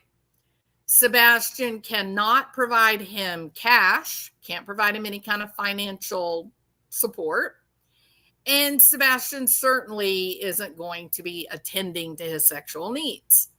So according to Mr. Proudfoot's words right there himself, Sebastian has no use. Now, I'm being facetious here. The reality is he didn't think about the substance of what he's saying. All he was trying to do was just be intimidating and tough. But once again, he comes off in another Ricky Bobby moment, right? He's another Joe Dirt moment of, you done toxified my reputation. And as for Mommy Moneybucks, Christopher Proudfoot's mommy is here, Tam SH. Number one, Christopher's mommy, Tam, she thinks that I am obsessed. I think that was the word she used. Let me find it. Okay, here's what she says. She says, the way you're talking is ridiculous about my little boy, Christopher. He's so sweet. No, he's not. He's not sweet. It sounds like you are totally obsessed with them. Okay, if you think I'm totally obsessed, there's one way to see. Look at my videos. Do I seem like I'm experiencing obsession? Or maybe some of these things need to be revisited and talked about. maybe the facts of Christopher Proudfoot's own words, maybe they matter after 7 months. I only just now found this channel, and I'm sure I am shocked to hear you speak like this. Why, my Lord, you don't even know them. Well, that's true. I don't know you either, but, I already can tell I don't like you. Let's see. None of this nonsense is helping find this child. Thank God for virtue signalers like Christopher's mommy, Tam. None of this nonsense is helping find this child. And all you people, that's y'all. I got you into it. I drug you in. I apologize. And all of you people supporting this behavior, you need to take a good, hard look at yourself. You need to take a good, hard look at how you are conducting your lives. Okay. Who here thinks we might be in trouble? Do you feel like you've just been chastised by your granny? Yeah, me too. But we'll get over it soon enough. Pretty Bird, how are you? Vicky Carpenter, my friend. Good to see you. I worked at U.S. Steel in Gary, Indiana. Trust me, this kid, and I says kid, doesn't have pull. Oh, absolutely not. You're going versus Olympia Dukakis. Hey, if I can even stand on the same stage with Olympia Dukakis, I am honored, I'm sure. All right. Love you too, Pinky. Thank you so much. Listen, Christopher mommy, Diane is feeling pretty good. She's not dealing with a lot of guilt, and she doesn't really feel ashamed of herself or my behavior. So me and Diane, we're okay. All right. So you might want to just go find another creator to try to lord over with your heightened levels of virtue. Because here down in the gutter, your kind of crap, it just falls on deaf ears. We recognize when a missing kid goes poof off the front door, there's generally a parent involved. All right. So bye. Why don't you jump in your little car and go over there and give Christopher a little kiss nighty night. All right. Linda Odell. Great job, allegedly. Loving everything you're saying. And from what I've heard him spew out, you are 100% correct. God bless you. Sebastian Strong. Thank you, Linda Odell. Agree with everything you say. Yeah. All right. Oh, it is so sad. Y'all thought the drama was over. Oh, no, not Tam. She is fighting for the reputation of horror boy. She is loving her some Christopher Proudfoot. It is sad, so sad that this is how people are now. Why, I'm sure back in my day, we would never treat a murderer the way you vile people are treating my baby Christopher. How dare you? You just don't know how sweet of a man he really is. Why, I brought him chocolate milk every morning from the time he was 3 years old until he was 30. Grew him up on good all-American chocolate milk so that he would be a fine, strong man who could control his wife and make her behave. He's such a good and kind and decent man. Sebastian just wouldn't fall in line. Sebastian just wouldn't follow the great rules that my son Christopher put in place for him. Go away, Tam. All right. Hey, Justice Jane. Pretty bird, pretty bird. All right, Rhonda Grace. Rhonda Grace is laughing. All right. they're true. Let's see. They truly were disgusted with poor Sebastian, the way they talked about him being smelly, peeing his pants. The house was smelling of urine. They just did not love him. I would not disagree with that. So, Tam, tell us, Tam, what exactly did the great and wonderful Christopher Proudfoot, what was his plan for how to manage the incontinence? He was either going to starve it out of Sebastian, or deny, financial support, or deny sex, or just beat the shit out of the kid. So which one was it? What is it you're so proud of? We're not talking about a story where we've only talked to these people or know about these people for a couple of weeks. We're talking about now going on 7 months where Christopher Proudfoot went on many, many, many interviews, platforms, and behaved in a way that was shocking and vile. You come in here, Tam, with your virtue signaling and say, oh, I'm so horrified and offended that you guys would talk about this man this way. Are you listening to what it is that we're addressing? And I may be using tongue in cheek, maybe using melodrama to make a point, but pay attention, listen to what Christopher Proudfoot is literally saying after Sebastian was only missing a few weeks. This man was not making an appeal for the life of this kid. He was angry that someone might make a couple of dollars off a video. He wasn't giving any concern and consideration to the fact that YouTube is instrumental in getting the faces and the stories of these missing kids out to the entire world. Gabby Petito's body may not have ever been found if it had not been for YouTube True Crime. Red, White, and Bethune, a family vlogger YouTube channel, recorded her van, and weeks later got thinking about it and saying, we were in that area.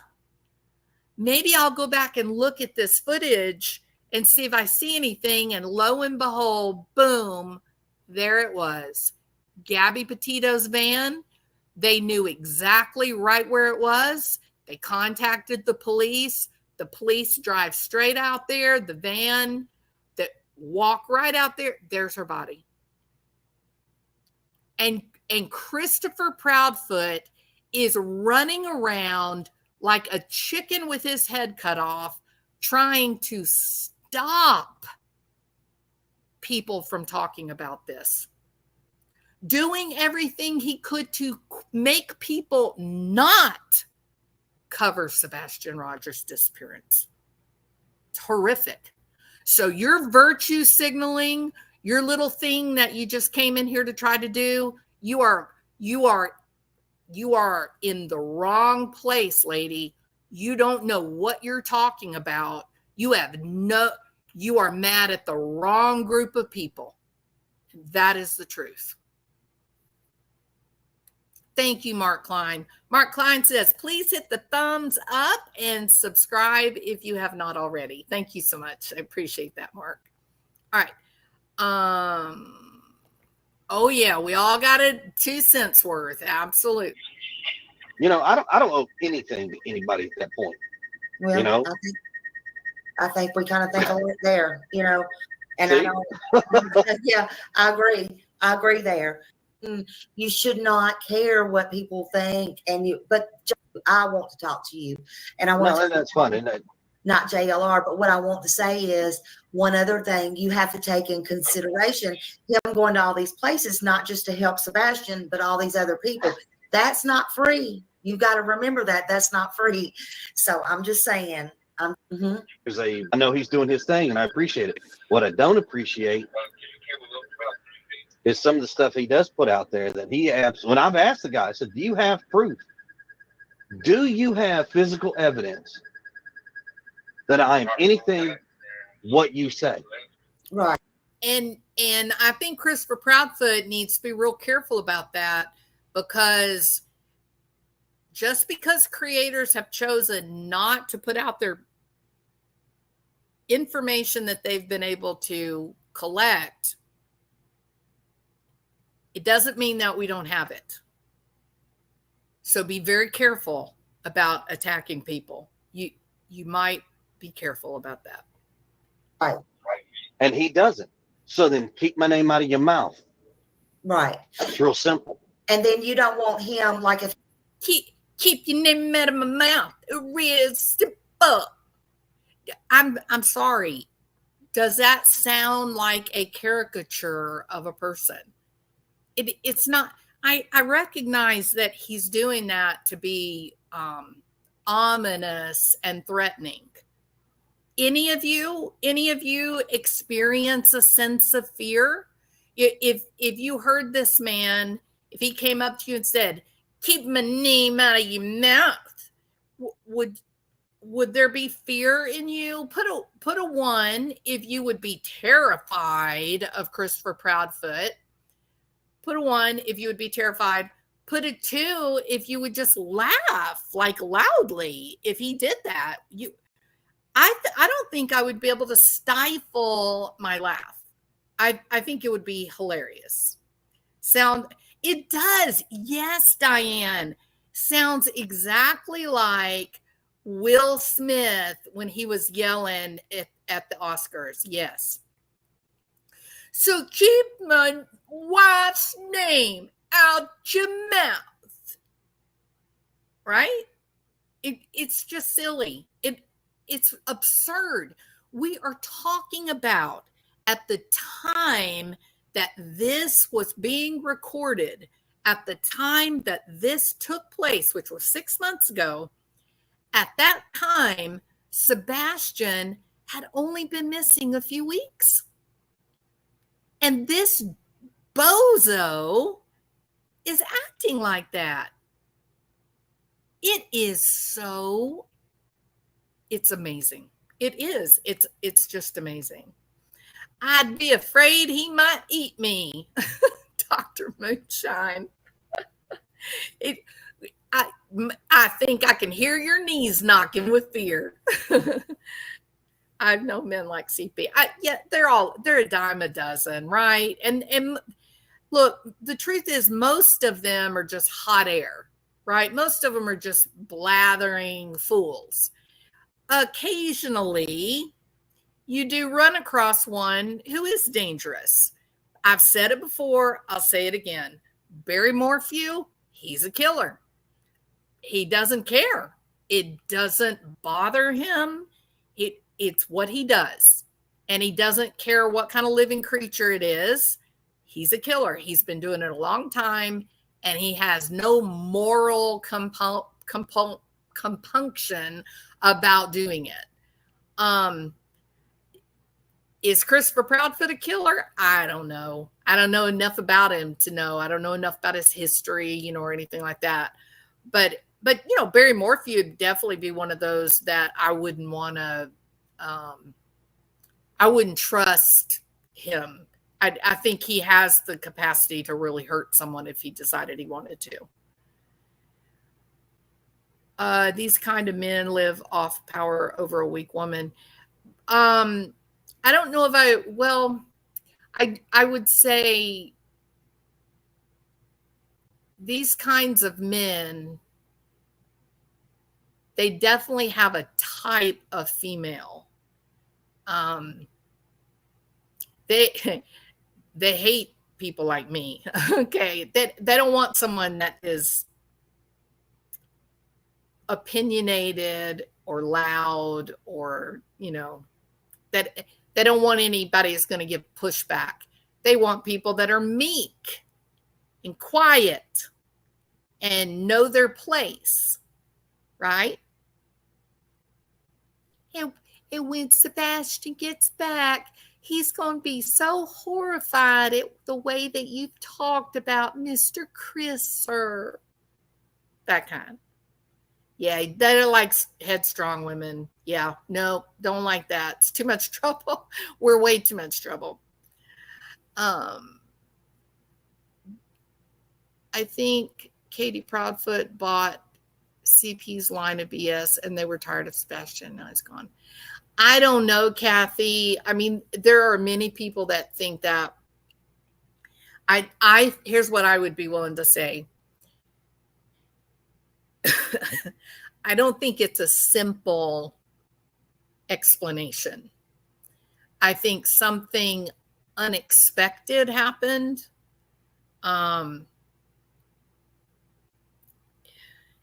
Do I think that Christopher Proudfoot was home that evening? Yes. And I have reasons for that.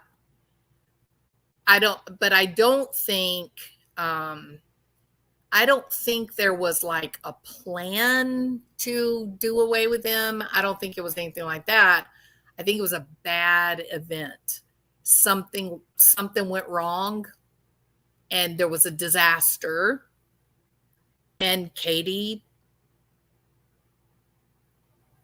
and Christopher, whatever reason, they figured out a way to deal with it. And that's not saying it was Christopher that caused the problem or Katie caused the problem. I don't know. But there are some things. Okay, maybe Martin, and we also, okay, so Martin says he believes it was 100% planned. And Chris has absolutely admitted to hitting Sebastian. Absolutely. So we do have statistics on domestic violence or child abuse and kids that are on the spectrum. And kids that are on the spectrum do experience a higher level of child abuse than neurotypical kids. And even the research that will factor out intellectual disability compared to autism spectrum, even if you just count just intellectual disability compared to autism, still that autism group, they have a higher rate of being victims of child abuse. There's a lot of reasons for that. Misunderstanding, not being able to control them. So I want you to try to imagine that you're Mr. Chris Sir. Mr. Chris Sir believes that he can come on YouTube, scream at all of us YouTube creators, and make us give him our money, right? He really believes that he has the authority to do that. Imagine if you were a child living in his house and he has in his mind that children have to act in a certain way. Well, if you're on the spectrum, there are certain things that you do that are kind of ritualistic to help ground you, to help you manage some of the sensory integration problems. And to an authoritarian, it might look like you're being defiant. To a control freak with an anger problem, it might look like you are intentionally wetting the bed. When really it's the anxiety and the fear, the anxious distress of being in this loud, angry home that, and then he keeps saying, I told you if you wet your bed one more time, I was throwing your bed out. You have to sleep on the floor. I told you if you did that, you have to sleep in the garage. Autism can be very difficult for a control freak parent to try to manage. It doesn't go along with their authoritarian need for control. So Martin, I kind of go into all that in answer to you feeling like this was 100% planned. It's not going to be a surprise if it turns out to be that. I'm not going to be like, well, golly, can you imagine it? That would actually be consistent with the information, the data that we have about these particular homes. For me, why do I think it was unplanned? Why do I think it was an accident? I think it feels like to me that it was unplanned, that it was accident, because there were so many critical missteps. There were so many mistakes that were made in the beginning, right? For example, the shoes.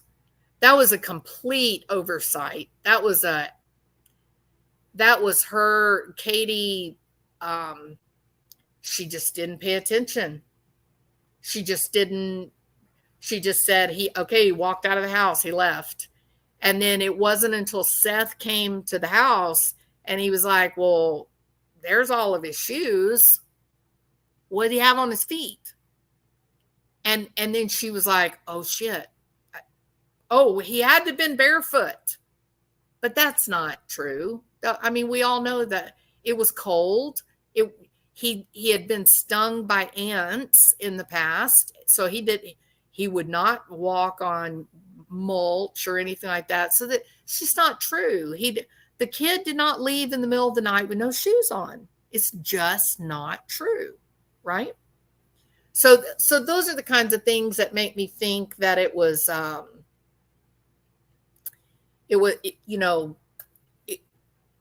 bad event, that Mr. Crisser was feeling all cocky in his alcohol and something bad happened. Deception, and it's just my opinion. Martin could very well be right. I could 100% be wrong. We could all be wrong, right? We don't know at this point. Deception detective always says there will always be a plot hole in a script. That's what I think the shoes could be. What does that mean, a plot hole, Crystal? That's interesting. A plot hole. Meaning a blind spot in their story? Something that they overlook?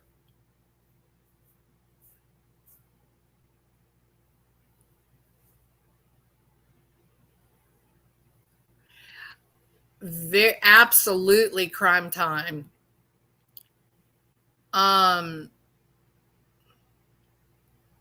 Okay, so like a mistake. Yeah, I kind of think the shoes that's the plot hole. I think you're right. Yeah. Okay, so Crime Time says it bothers me that Katie had a special outing with Sebastian like Lori Vallow had with the kids at Yellowstone. Totally agree.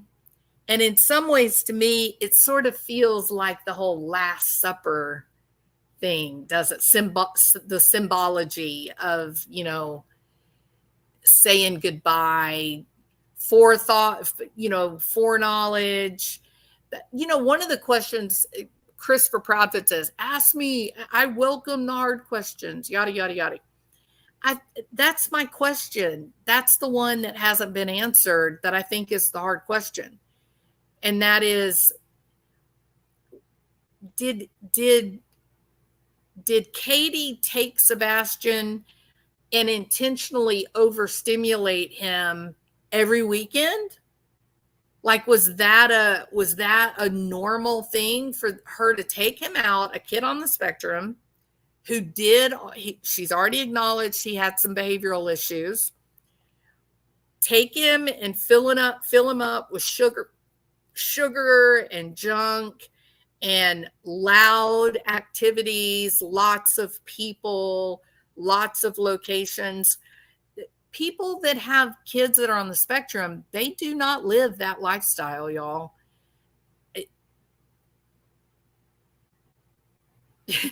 That is a great analogy, Martin. That was definitely a plot hole for Barry. Yeah, that's so funny. Because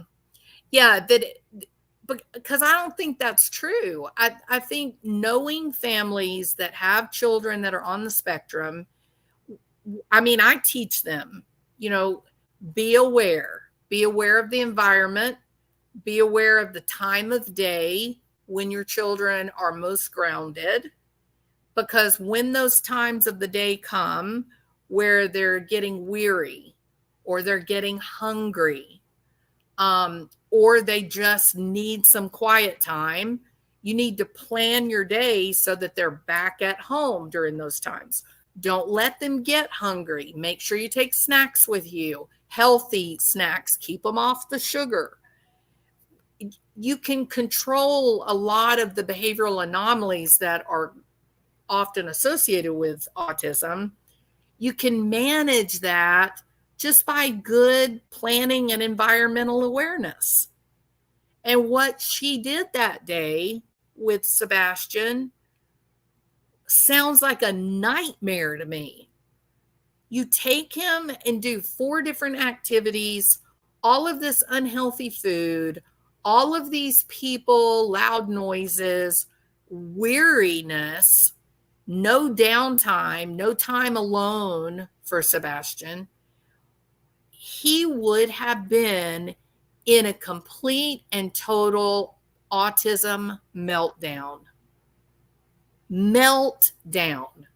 And if you have a kid on the spectrum, you know what that term meltdown, you know what that means. So was it guilt? Was it awareness, forethought, and feeling guilty about what was going to happen? I don't know. Something that I heard in the last couple of days that I didn't I know what it was on. It was on Dog the Bounty Hunter interview with Jennifer Coffindaffer, that Sebastian, this so-called sleeping medication, this medication had only been started a couple of weeks. Did y'all know that? I don't know how I missed that fact, but somehow I didn't realize that. I guess I just thought he was like taking melatonin or something like that, but apparently not. It was probably Klonopin, maybe something like that. But that he had been only taking it a couple of weeks at the time. So it wasn't something that his body would be acclimated to or something that he was really needing for survival. But according to Christopher, HIPAA laws stopped him from providing that information. And I think that is very interesting. It's almost like, okay, so why didn't you want to tell us? Do you know how many kids take Klonopin? That's a pretty common medication. That's not nobody would gasp and grab their pearls, you know. So I think it's interesting that he said, oh, because of HIPAA, we're not going to talk about that or his medication or something like that.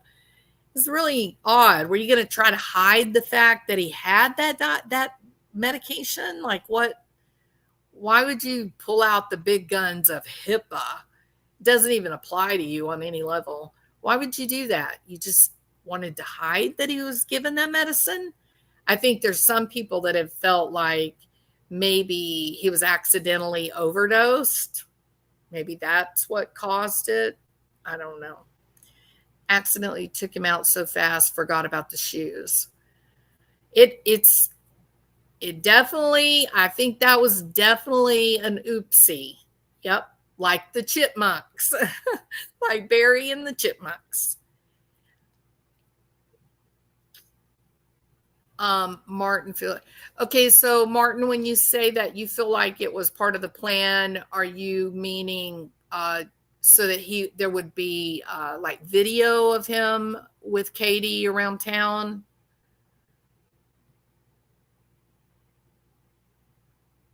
My autistic son literally thought he was dying if he had a hunger pain. Instant in the microwave wasn't fast enough. Absolutely crime time.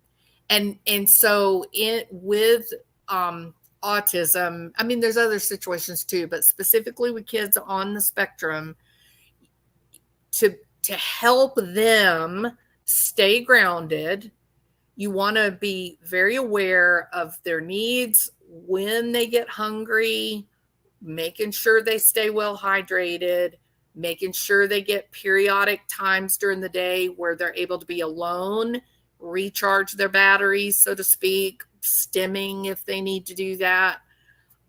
rest time of some sort, time to engage in their favorite activity. And with those kids, if you plan well and stop the hunger, stop the thirst, give them time alone, make sure they don't get weary, you can really, really, really cut down those episodes of meltdown. It can bring peace to the lives of these kids. And what happened that day with Sebastian would have been a nightmare for the kids on the spectrum. And Crime Time knows she's living it. She's got a baby on the spectrum. 10-year-old would say GTFO to a mom not showing up for a community gathering. Absolutely. Okay, so Martin says that the dinners, the Last Supper, all the crazy activities, that was all alibi. Sure, I mean, it works, right? It definitely works. And, you know, the truth is, nobody wants to believe that a child would be plotted against by the people that are supposed to love them and protect them. And yet, even as I say that, there's a lot of examples of exactly that happening. You look at Chris Watts and what he did to his family. We know why he did it. He did it because he wanted to be with his fair partner. He did it because he found out it's not fun being the dad. It's not good having all this responsibility. I need some relief.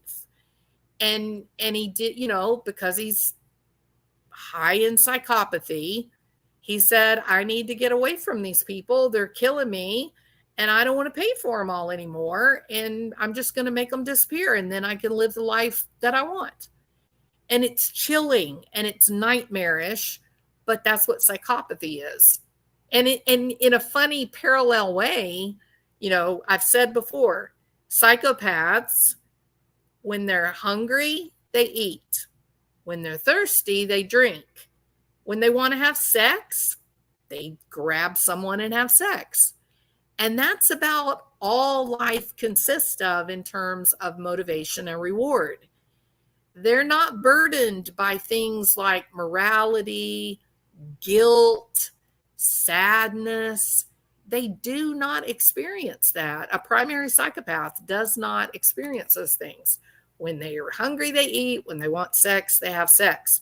Isn't it interesting that Christopher Proudfoot says to Smiley, if you don't feed me, if you don't provide me financial support, and if you don't sleep with me, I don't have nothing for you. That's exactly the description that I give of a psychopath. And he's saying that about himself. Isn't that crazy?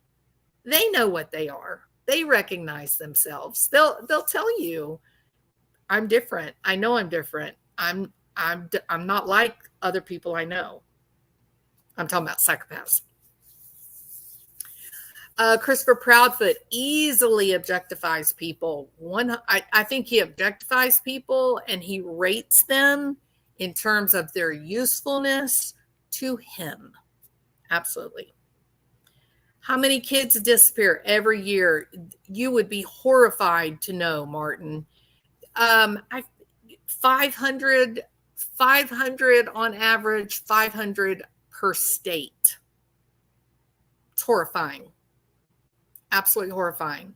The number of kids that we have missing from the welfare system, foster kids, kids in protective custody, is in the hundreds of thousands. And you say to yourself, okay, wait a minute. We have lost 250,000 children from other countries, like illegal kids that were brought across the border by illegals, undocumented people. What do you think the United States government would care? What do you think they would say? What do you mean you don't know where 250,000 children are that don't speak English that have been drugged into this country? Where are they? Just like those kids in Hawaii. We know that like 500 kids went missing. They were registered for school. They were registered for school. And after the fire, they never showed up. And the Hawaiian government said, we don't know where they are. And that's it. Nobody does anything. Where did the kids go? I'm telling you, this problem that we have, Europe doesn't have this problem. Europe doesn't misplace little kids. It's very scary, y'all. It's really, really disconcerting. Do you think he was taken away in a private plane? I mean, I have begun to hear that type of rumor. And apparently, and I don't know what this is. I'm only repeating rumor. Okay. I have no way of knowing if this is real or not. The gossip mill is that somehow rich mommy Warbucks, somehow she has access to a private plane.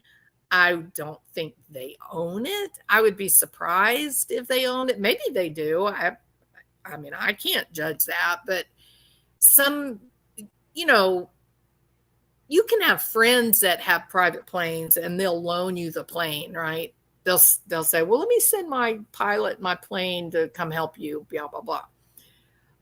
So I don't know if they own it. I don't know if it's a friend. You can charter a private plane for a pretty $2,500, $3,000 for a private plane, depending on where you're going, and add the fuel.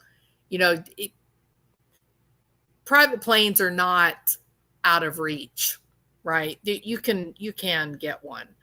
So, but apparently somehow someone thinks that they have a private plane or they know someone with a private plane, and that when Sebastian went missing, that someone took the private plane and was gone for like 5 days or something. Did y'all, like, was that does that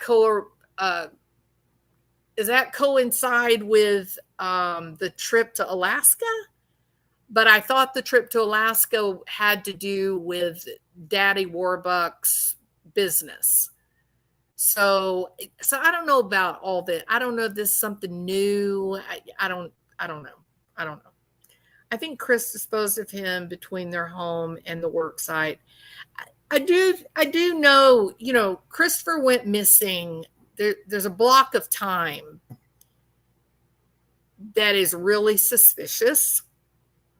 There were movements during those hours that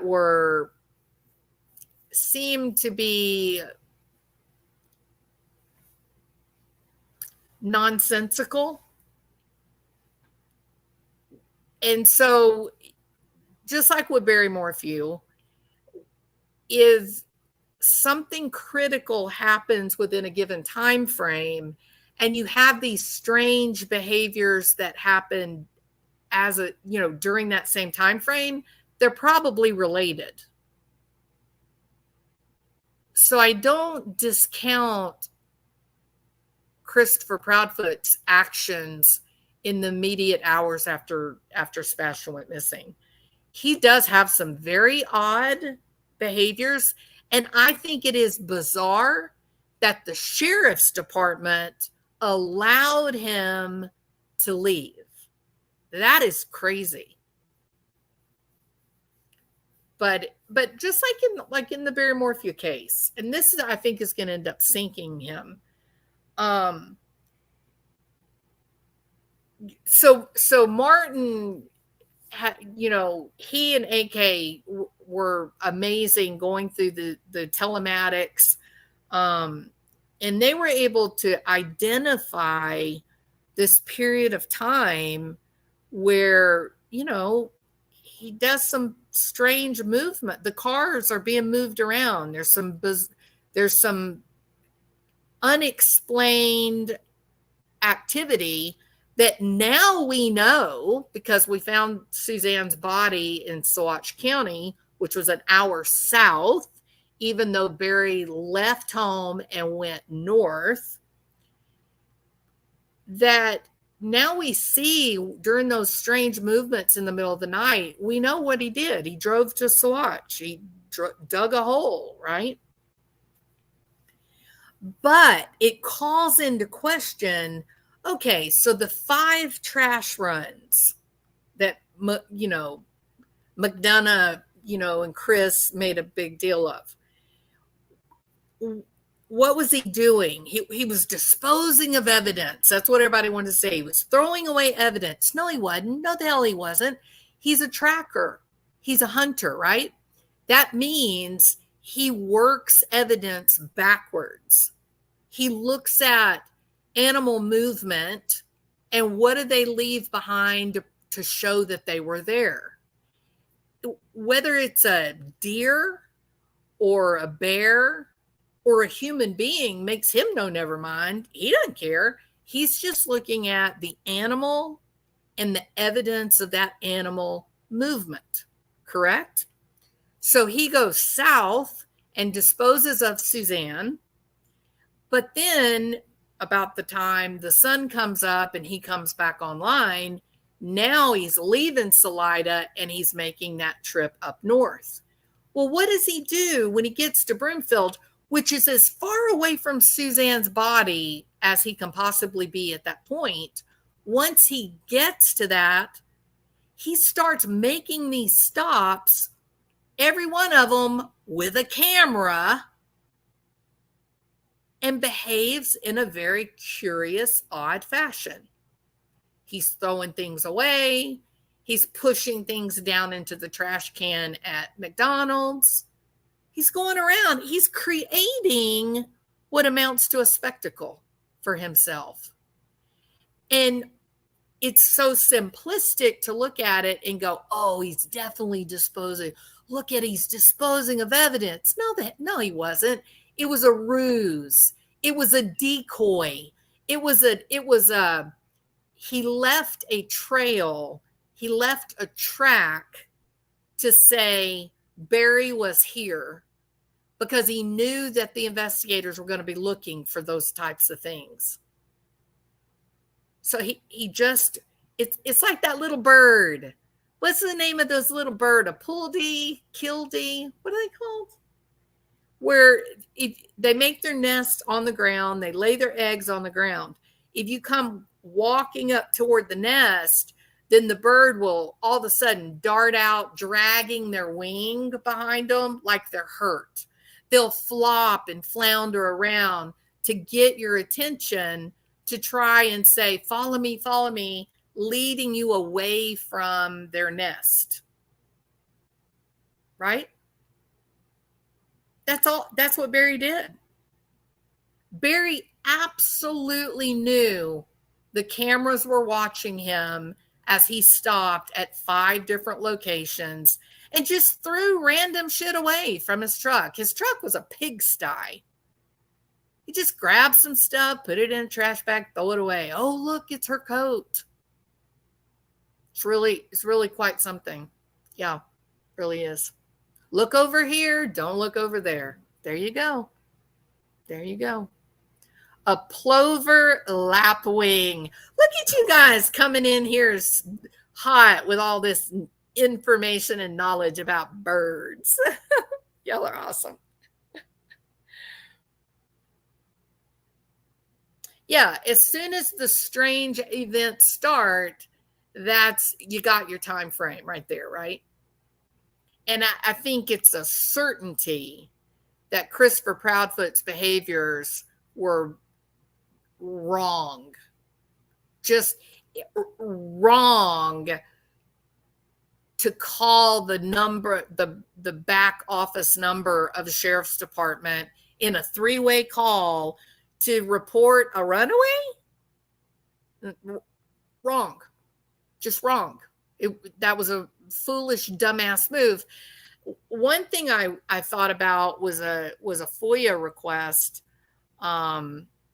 for all the 911 calls that came in from midnight to 7 a.m. To see if there was a 911 call that came in that was very short and cut off prematurely. I feel like they were coached. I feel like they were told to call that back number. Someone who pulled up next to KP on the route to the home. The lights in the common area are a ruse to make it look like Sebastian left on his own. Sebastian never went back to the house after the roadhouse. You know, that is a very interesting idea, Alessia.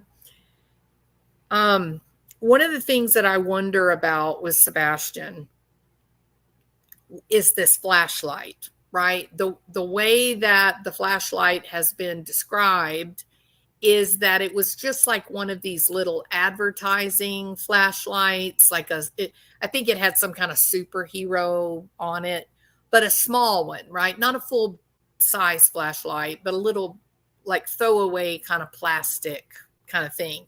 You can order them from Vistaprint and have your company name and everything put on them, but they're small. They're not, there's not much to them. The condition of his bedroom was terrible. It was turned upside down, right? And so I think about that flashlight a lot because that was sort of Katie's story. That was the heart of her report to the police was he left in the middle of the night, dressed in black with a flashlight. Well, how do you know that he took this little tiny little flashlight that's not even a real sized flashlight? How do you know he took this when his room is a disaster? Like it's just messy. Things are all over the place. How you need time to sort of go through your child's things and take an accounting of what you find there and what may be missing.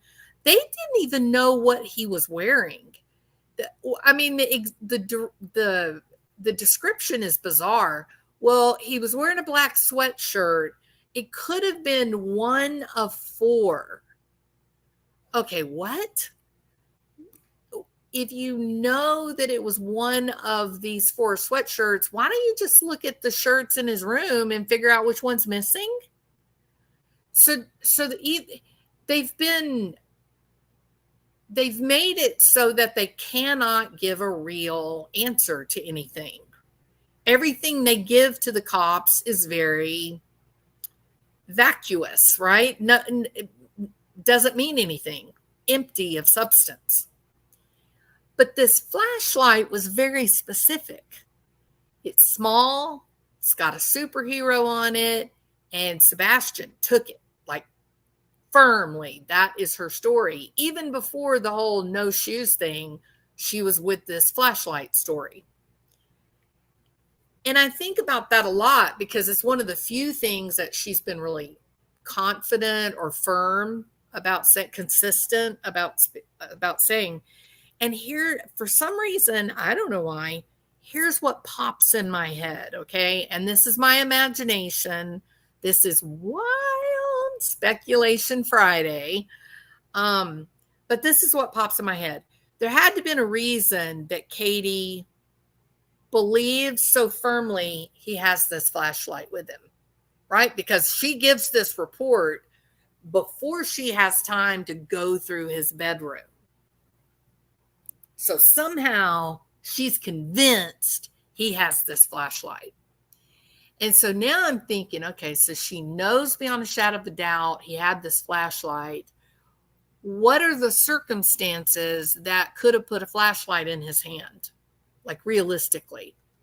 And do you know what the one thing is that I come up with? The one story that he never made it home from the roadhouse, that they were on the drive home, that he's acting out, overwhelmed emotionally, maybe yelling and screaming. And Katie pulls over and says, "Get out of my car. You're not driving home with me. The way you're behaving, the way you're acting. I'm not going to accept this.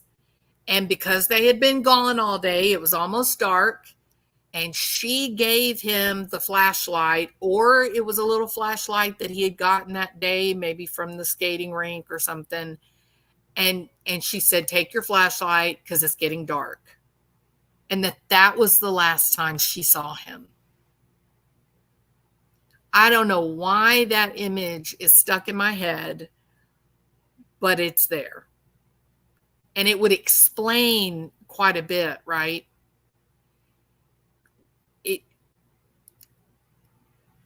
I don't know of any other reason that she would even think about a flashlight. Like, where is it? Where would it be? It would have had to have been, for her to be so certain about the flashlight, it would have had to involve her giving him the flashlight. That's why they wanted the footage from earlier. He definitely would have had shoes on, sure. Yeah. I think he was passed off after the roadhouse. He didn't even come back home. I don't think he did either. They said they left after the bowling alley and did not go to dinner. Yeah, but didn't they say, oh, I guess that was the next morning that Christopher Proudfoot's mom was seen out because she had a little tiny flashlight in the common area. But Alessia, you think the flashlights in the common area, you think that was a ruse?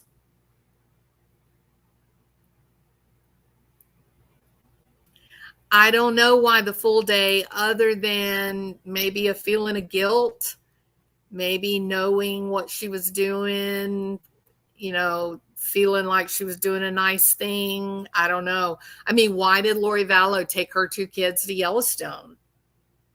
It's kind of ominous that they both kind of thought, had the same thought.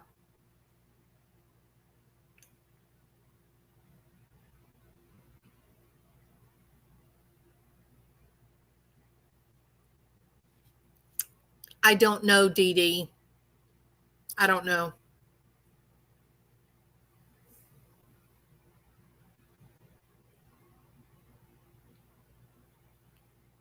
And that may have been it too, Kathy.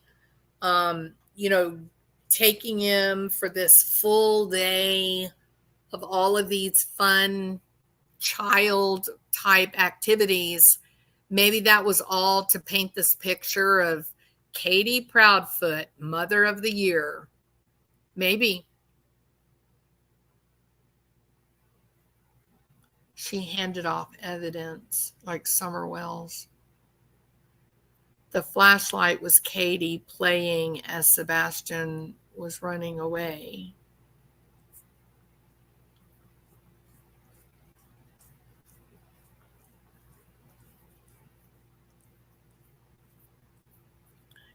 Well, FBI does rewards for crimes. Exactly, Alessia. Yeah. And Jennifer Coffendaffer, in her interview with Dog, the bounty hunter, today, she verified $50,000 for the FBI to put up for information. That is a very, very large amount. And, she brought up a good point. She said, you think back to all of the famous missing child cases, right? Like Summer Wells, Michael Vaughn. I mean, it's sad how many missing kids there are. And the FBI never put up any money, never did a reward fund, money for information. So why with Sebastian Rogers? Well, I think they have reason to believe that he was transported across state lines. Number one. Number two, if it was a kidnapping, they may actually believe that he might be alive. and that there would be people that would know about the plot that would be motivated by money. So I think that is incredibly interesting.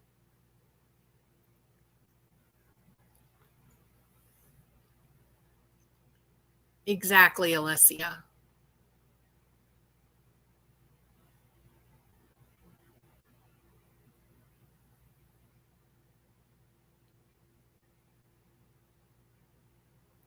Yeah, I thought it was an odd reaction, Dee Dee. So Dee Dee says, if she had been in Katie Proudfoot's place and the flashlight video had come out, she would have pressed the police, for more information about the video, right? 100% agree. I mean, that would have been huge in terms of a development. Like, wow, maybe we did see him leaving the house. Like, maybe we did catch him. The reaction, though, we got was what? Again, unexpected, dramatically different than what was expected. You get Christopher Proudfoot come out and say, no, nobody wants it more than me to have been a flashlight.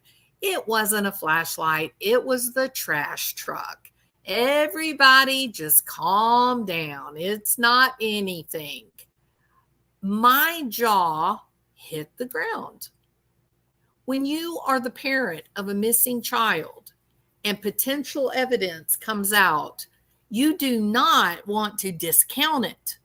You are desperate for it to be evidence to help you find your child. Just like when they had the potential sighting and Christopher and Katie came out and said, no, that's not Sebastian. Seth would not take no for an answer. Seth said, I'm going up there and no one is going to stop me. Because it could have been his child. It could have been. Seth's behavior has consistently been in alignment with what we see with other parents of missing kids. Christopher and Katie's have not. Being so quick to dismiss these opportunities for hope, that is not normal. Seth is clinging on to any hope, no matter how thin. Absolutely, Pamela.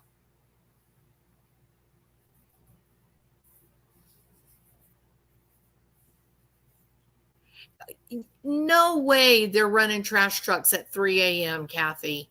I heard that and I just wanted to laugh out loud. Don't be ridiculous. The town would not accept that.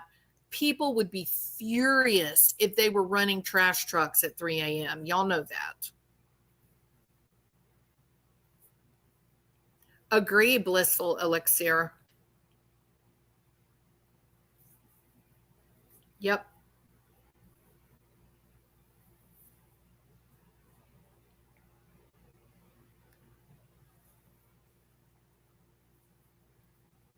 Yeah. Yeah. I mean, have you ever, that was very interesting about Barry. He went, just wrap your mind around this. This is just so crazy.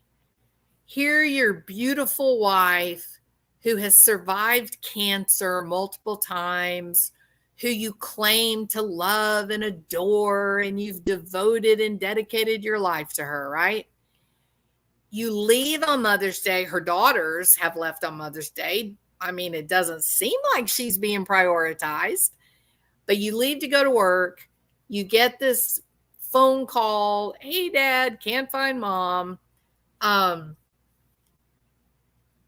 soon as you pull up and get out, you go, oh, where is it? Where is it? Talking about the bicycle. Not, did you find her? Did you find her in the woods? Was she unconscious? No. Oh, where is it? Where is it? And then the very next thing out of your mouth is, Lion? lion? And everybody was like, lying? No, we're not lying. What? And then he corrects, he edits himself and says mountain lion, right? Look, this man is a hunter. He understands what a mountain lion attack would look like. Do you agree? He recognizes that a mountain lion will attack your head, that the head is the most vascular area of the body, meaning when you get attacked by a mountain lion or a bear, there is a lot of blood. Not a little, not a couple of drops.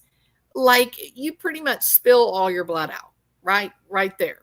Okay, it's about the most violent, awful thing imaginable. It is inconsistent with human behavior to think of a loved one and automatically say, oh yeah, my loved one has just experienced a vile, horrible, violent death. Our brains do not get to that dark place very easily. We resist it at all costs. I have seen people who the doctor is trying to tell them that their loved one has died in a car accident, for example, right? Trying to tell them, I'm sorry, your husband or your wife or your child, they didn't make it. We tried everything we could. They couldn't survive surgery, whatever. These people will lunge at the doctor to try to make them shut up. I saw a man one time scream at a doctor, don't say that. Don't say that. But because it's too horrible. It's too horrible to let your mind go to that place of this person I love, this person that I depend on, this person I live with, that I share my life with, I'll never see them again. We can't do it. Our brains resist it. Correct?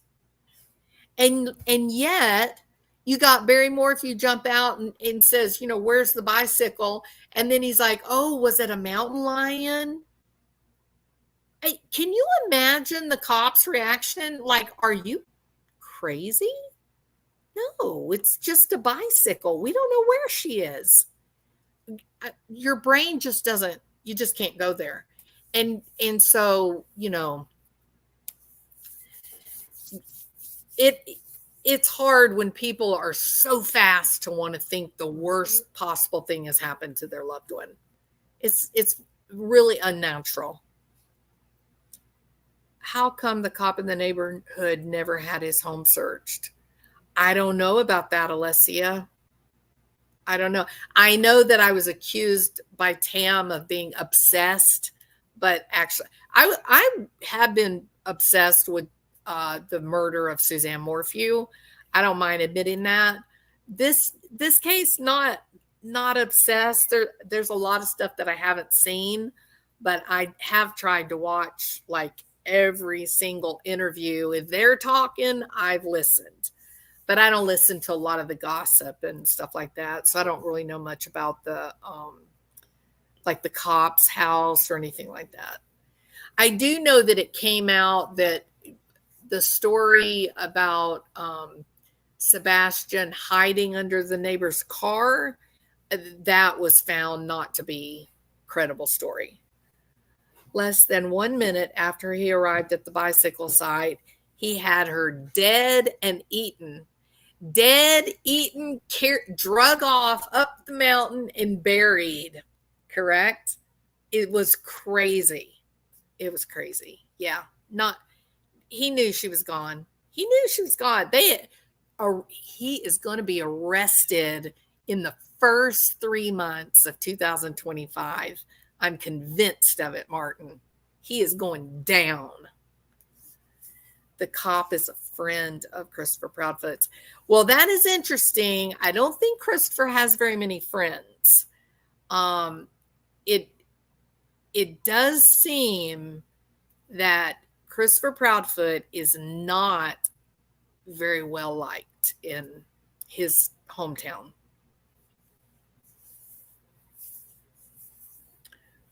But he definitely, he definitely has some kind of confidence in the cops, It bothers me the Morphew girls don't seem to care about their mom. And did they conveniently go on vacation that weekend? Martin, is Martin still here? Let's see. Yeah. Are you still here, Martin? So Martin is the encyclopedia of the Barry Morphew case, the disappearance of Suzanne Morphew. There is some confusion. The official storyline about the girls, their camping trip, who they were with. The original story didn't turn out to actually be accurate. Is that fair, Martin?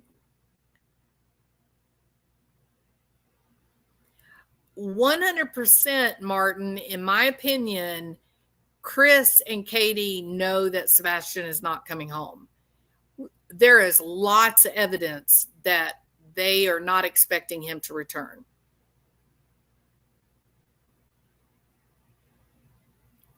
Christopher's mother sits on the Sumner County, the business council, the council of business owners. Is that what you're talking about? Alessia says, Martin, absolutely, they left the house. They left the house when the search for Sebastian was still in full swing. It was only weeks he had been gone. Where in Louisiana are they, Alessia?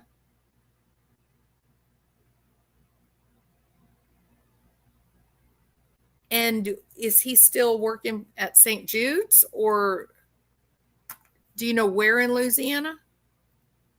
I'll go over there and track that sucker down. I got lots of friends in Louisiana.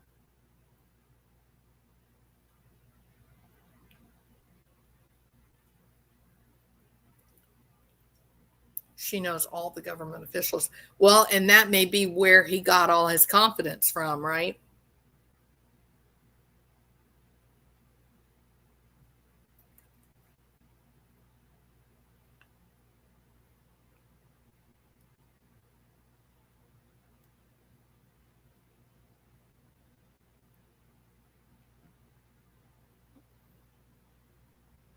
Mallory Macy and Holly went on the road trip to Salt Lake, but it wasn't a camping trip.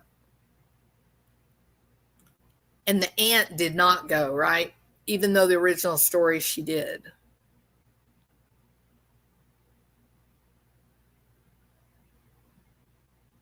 Pretty crazy, actually, when you think about it.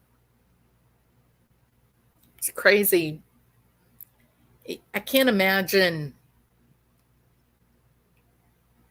I mean, of all, you got 52 weekends in a year, right? What makes two girls say, hey, I got an idea. Let's do a road trip to Salt Lake City on Mother's Day and not take our mother? It's weird. Slept in the car. That dog don't hunt. Nope.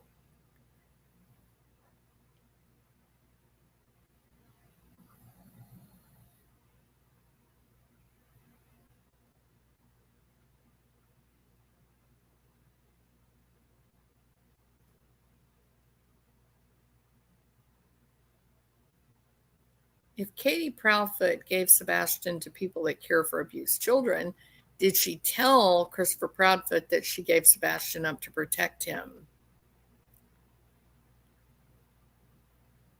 There were photos. Look, Martin, some of these, how do I say this? Some of these crimes, they're awful. right? They're horrible. Like what happened to Suzanne, it's horrible. It's a nightmare. But some of these cases have elements that you can't voice. I think you're going to know what I'm talking about here. Some of these cases have elements that you really cannot voice, like in a public discussion, which is weird because you're thinking, well, you're talking about murder. That's the most egregious thing. Well, no, there's other things more egregious. And part of me wonders, and I'm going to be super careful how I say this. Part of me wonders, is that part of why Suzanne died was to hide something? Was she killed to hide a fact, a reality? Did Barry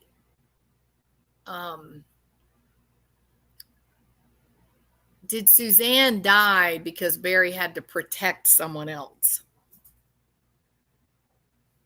And Martin says yes. We know what we're talking about. Yeah.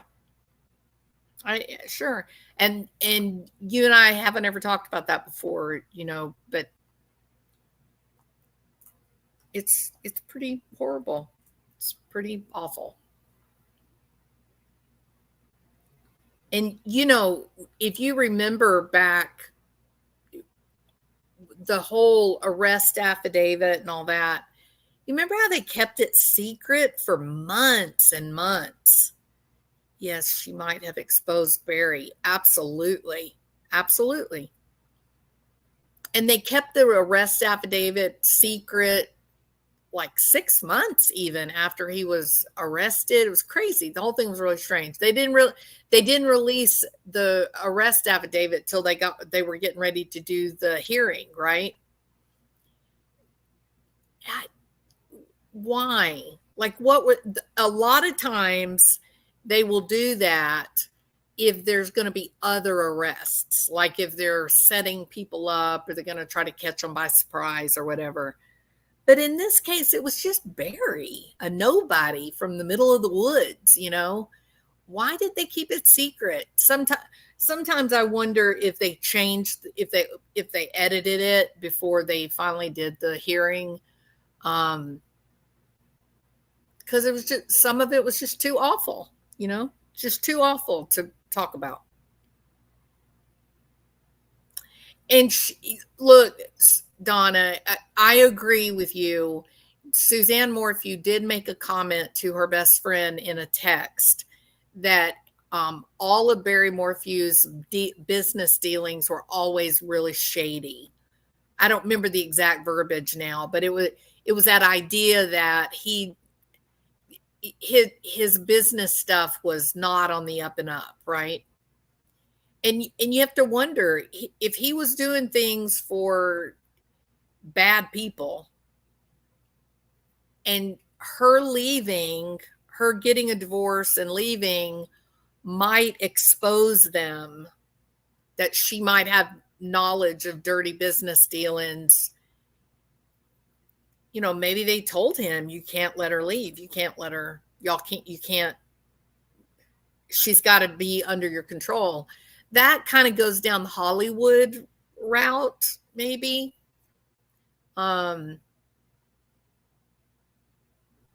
Something. He did something about, he did something.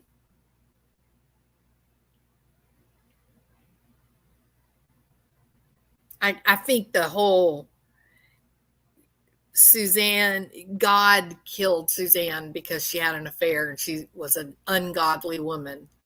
I think about that. That always really rubs me the wrong way, bothers me. I don't think he really, I know he does the whole pious act and he quotes scripture and all, but I think that's his tool. He's not living a godly life. He was not a pious man in practice. Just it was one of his tools to manipulate people, I think. Okay, but I don't think my suggestions are what you were talking about. I'll leave it at that.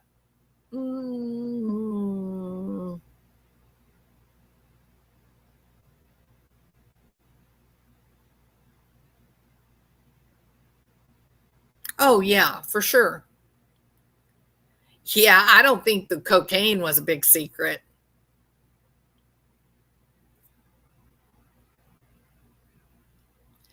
But I don't know, people don't really kill over cocaine, right? There's other things to kill over. Big money.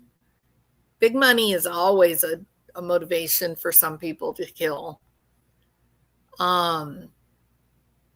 Sexual activities of certain types, people will kill to hide that, to keep secrets, right?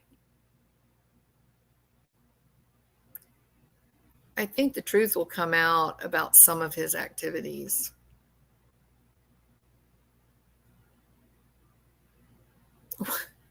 Well, let me ask you, Alessia.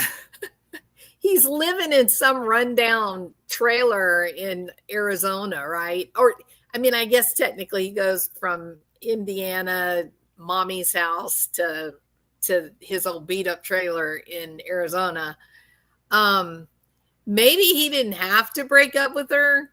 Maybe she said, screw this. If you don't have your big, pretty log cabin on the side of the mountain, I don't want you. Maybe she left because she realized he's a liar. He didn't have money. Suzanne had money.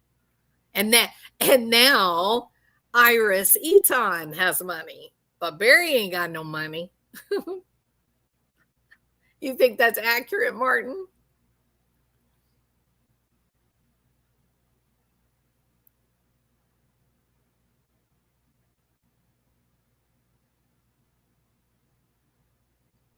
Yeah, she said, screw this. I can live in an old beat up trailer all on my own.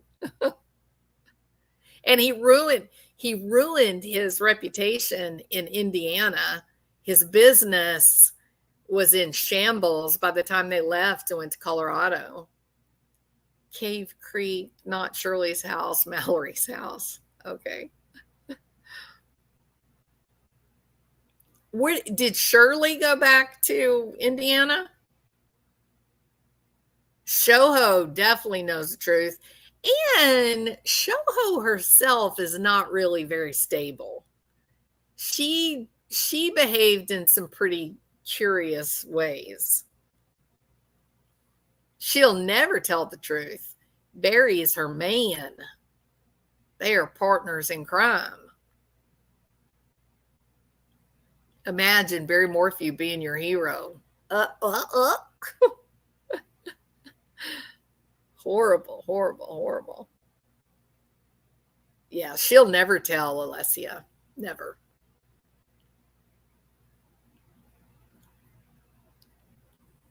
He is. Absolutely. No doubt about that. No doubt. And he, Shirley's house was signed over to Mallory.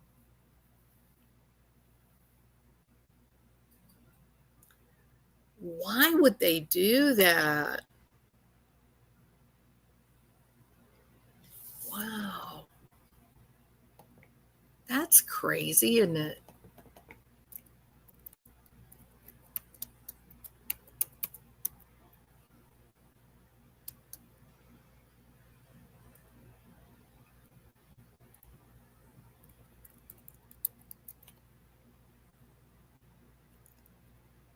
What's the story?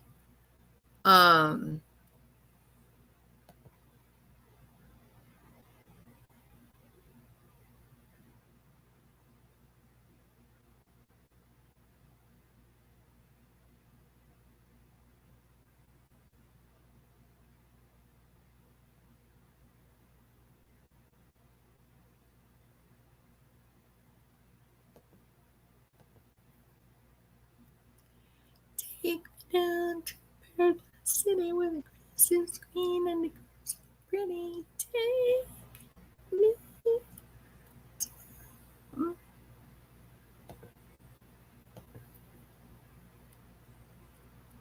What's the story with Cave Creek? That's the Sonora Desert.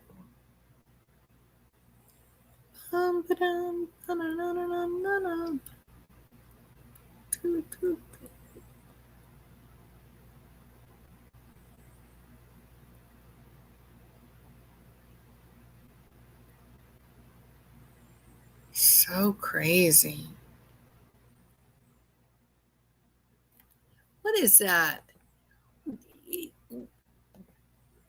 Is it Iris dumped Barry? She did. She sure did. Barry's going down, no doubt. Yeah. So what's this deal? So Shirley had the house there in Arizona. Did her husband have money? Where did she get all this money to have a house in Indiana? She was building a house in Colorado. Now you say Cave Creek was her house.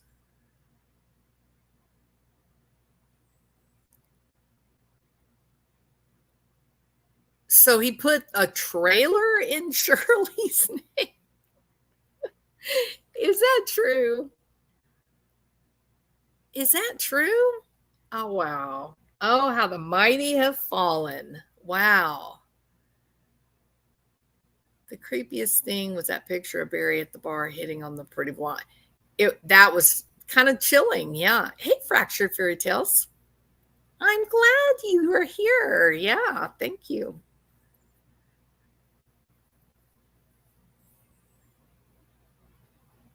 Yeah. Ominous, And he denied who he was.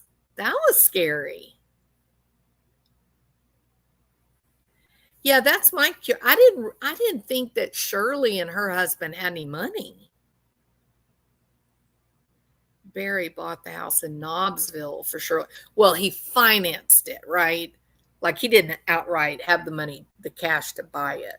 So they lost those houses.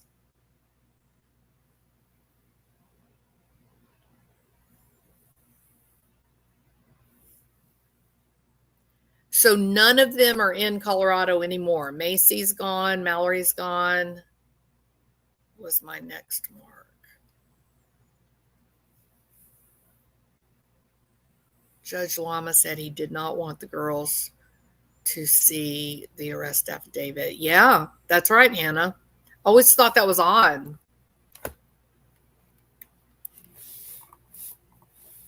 Especially after we got a view of it.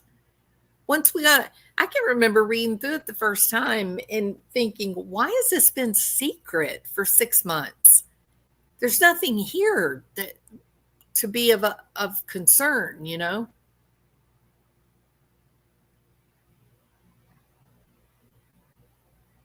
Yeah, I think Judge Lama was protecting Barry.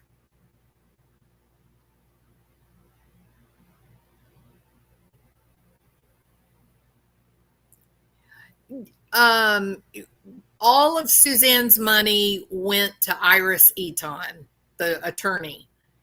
And once he was out of money, she took off and went to, I think, Connecticut. And then he ended up with a new attorney. But he doesn't have any money now. He lives in an old crappy trailer. The trailer is for Barry. He has downsized. So did he set up a business in Arizona? Is he trying to work, or he's just kind of a nomad? Like what's he doing? Does Shirley live with him? Maybe they're living off of Shirley's Social Security. Yeah, how the mighty have fallen, Crime Time. Like he had an enormous fall from grace. Yep.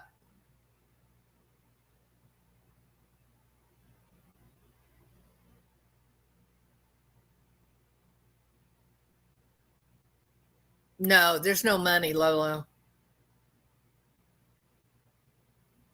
Public defender this go around.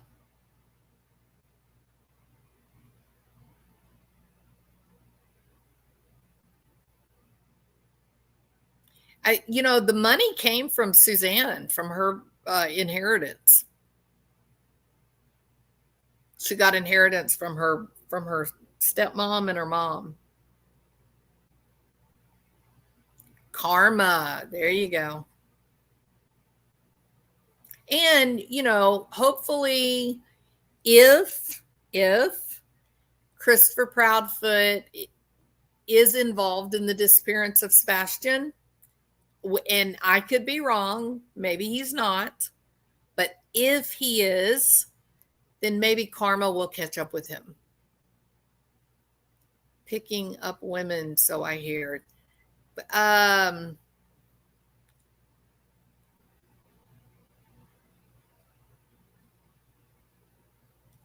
Surely there's not a woman out there that would give him the time of day. There are, though, aren't there? Like, there's even women that send love letters to Chris Watts. These women that fall in love with the criminals, they're a different breed. Agree, Maureen Gunn. Absolutely agree. Yeah, so the same karma bus that hit Barry, we need him to hit Christopher Proudfoot if Christopher Proudfoot was involved.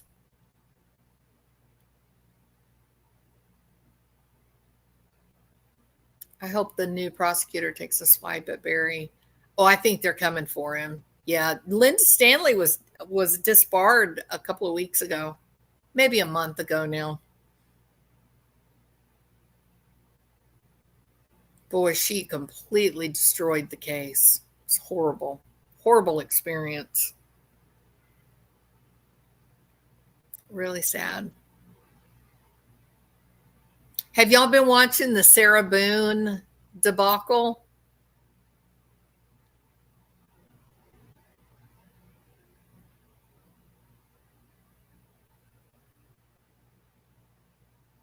Yeah, a jail cell is definitely a step down from a trailer. Yeah.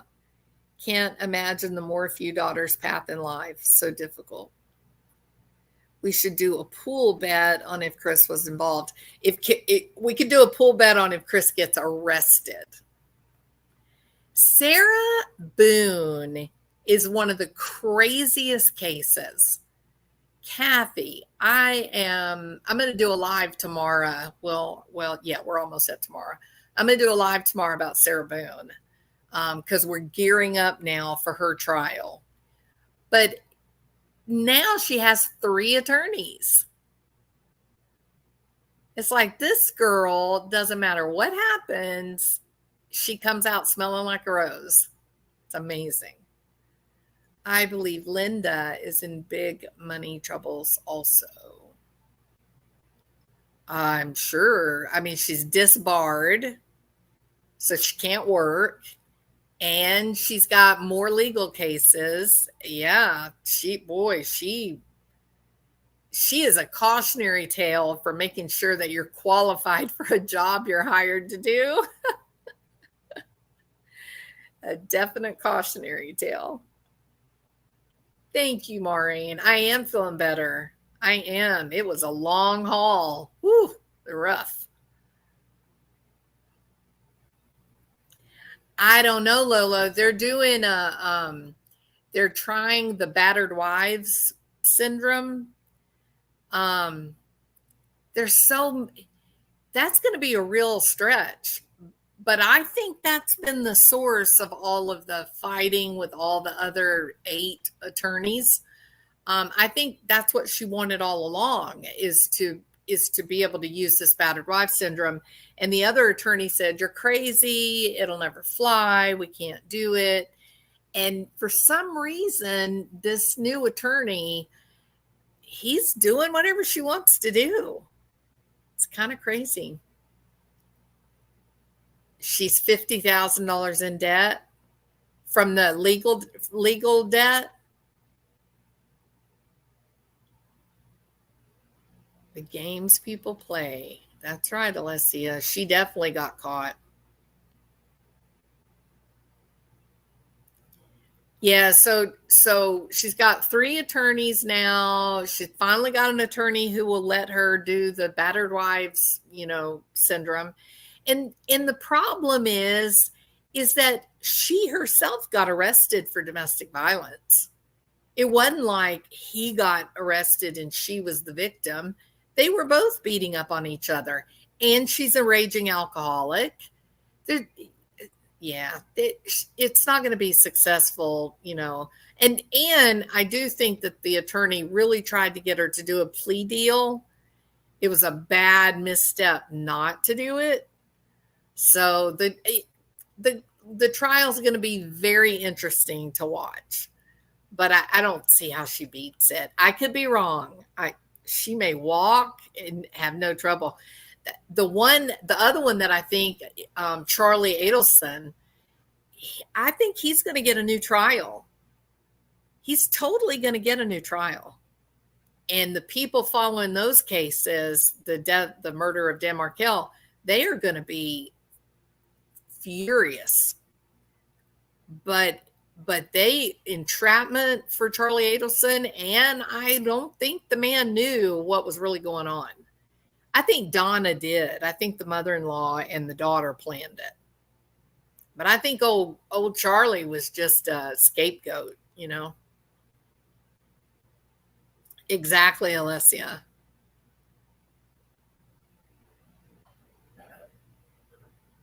Yep.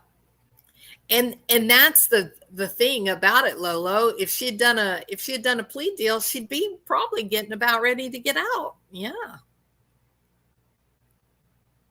I am so ready to see Barry Morphew behind bars. Absolutely.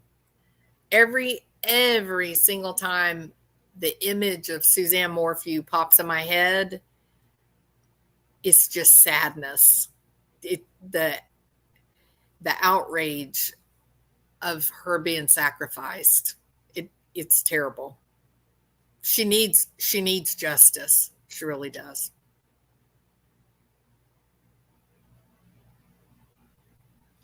Okay, people, look, it is midnight. We have been chit-chatting for 3 fun hours.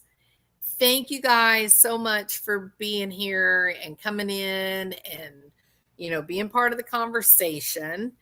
And tomorrow, I'm going to finish the interview, Christopher Proudfoot with Smiley's World. But then I'm going to also do a separate video about Sarah Boone, some stuff about her that is very interesting.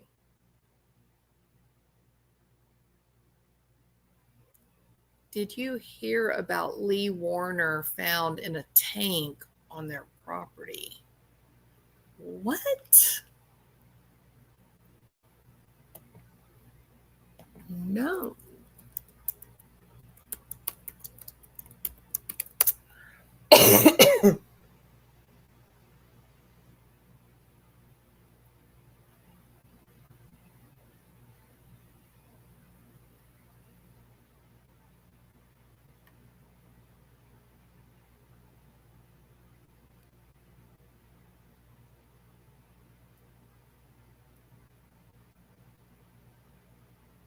I see Vivian Warner. No, what happened? What's that story?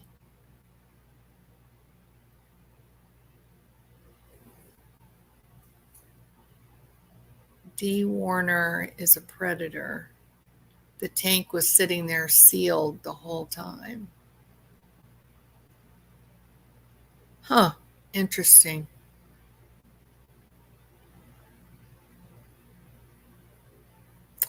Good night, Dee Dee. Thank you so much for being here. Yeah, it was really nice having you and having a nice conversation. All right. Yeah, Martin, tell AK that we all said hello and that we miss him.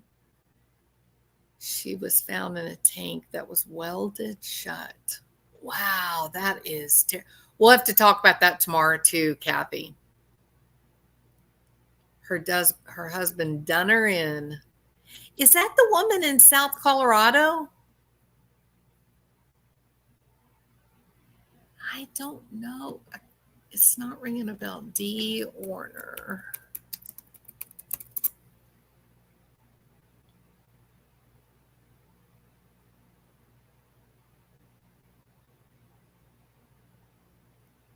Michigan. But didn't they move to Colorado?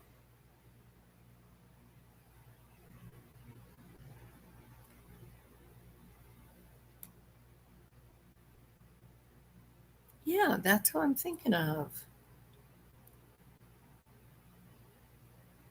Mother of 4 vanished in 2021. in Tipton, Ann Arbor, Michigan. Dale Warner was her husband.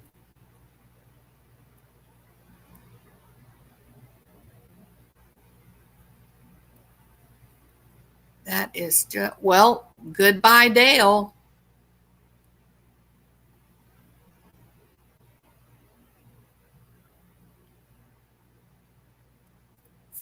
He's been held on $15 million bond.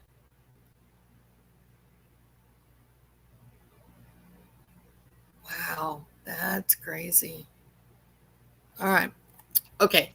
It is time for us all to go to bed and get our beauty rest. I hope you guys sleep well. And when we come back together tomorrow, we're going to talk about Sarah Boone. And then we're going to finish the interview with Christopher and Katie Proudfoot. All right. I hope you guys have a wonderful evening. Sleep well, and I will see you tomorrow. Oh, Jeff Libler is from Ann Arbor. Wow. Martin, you got to write a book. Do you know that? You really do need to write a book about Suzanne Morphew. You do. You've got so much information right at your fingertips. All right. Y'all have a good evening. Martin, sleep well. It was really, really nice talking with you tonight. Crime Time, thank you for being here. I enjoyed talking with you. Leticia, Kathy, Fractured Fairy Tales, Donna Burns. Everybody have a wonderful evening, and we will talk again tomorrow, okay? Please don't forget, hit the thumbs up and subscribe if you haven't already. Hugs and kisses to everybody. I'll see you tomorrow. Bye.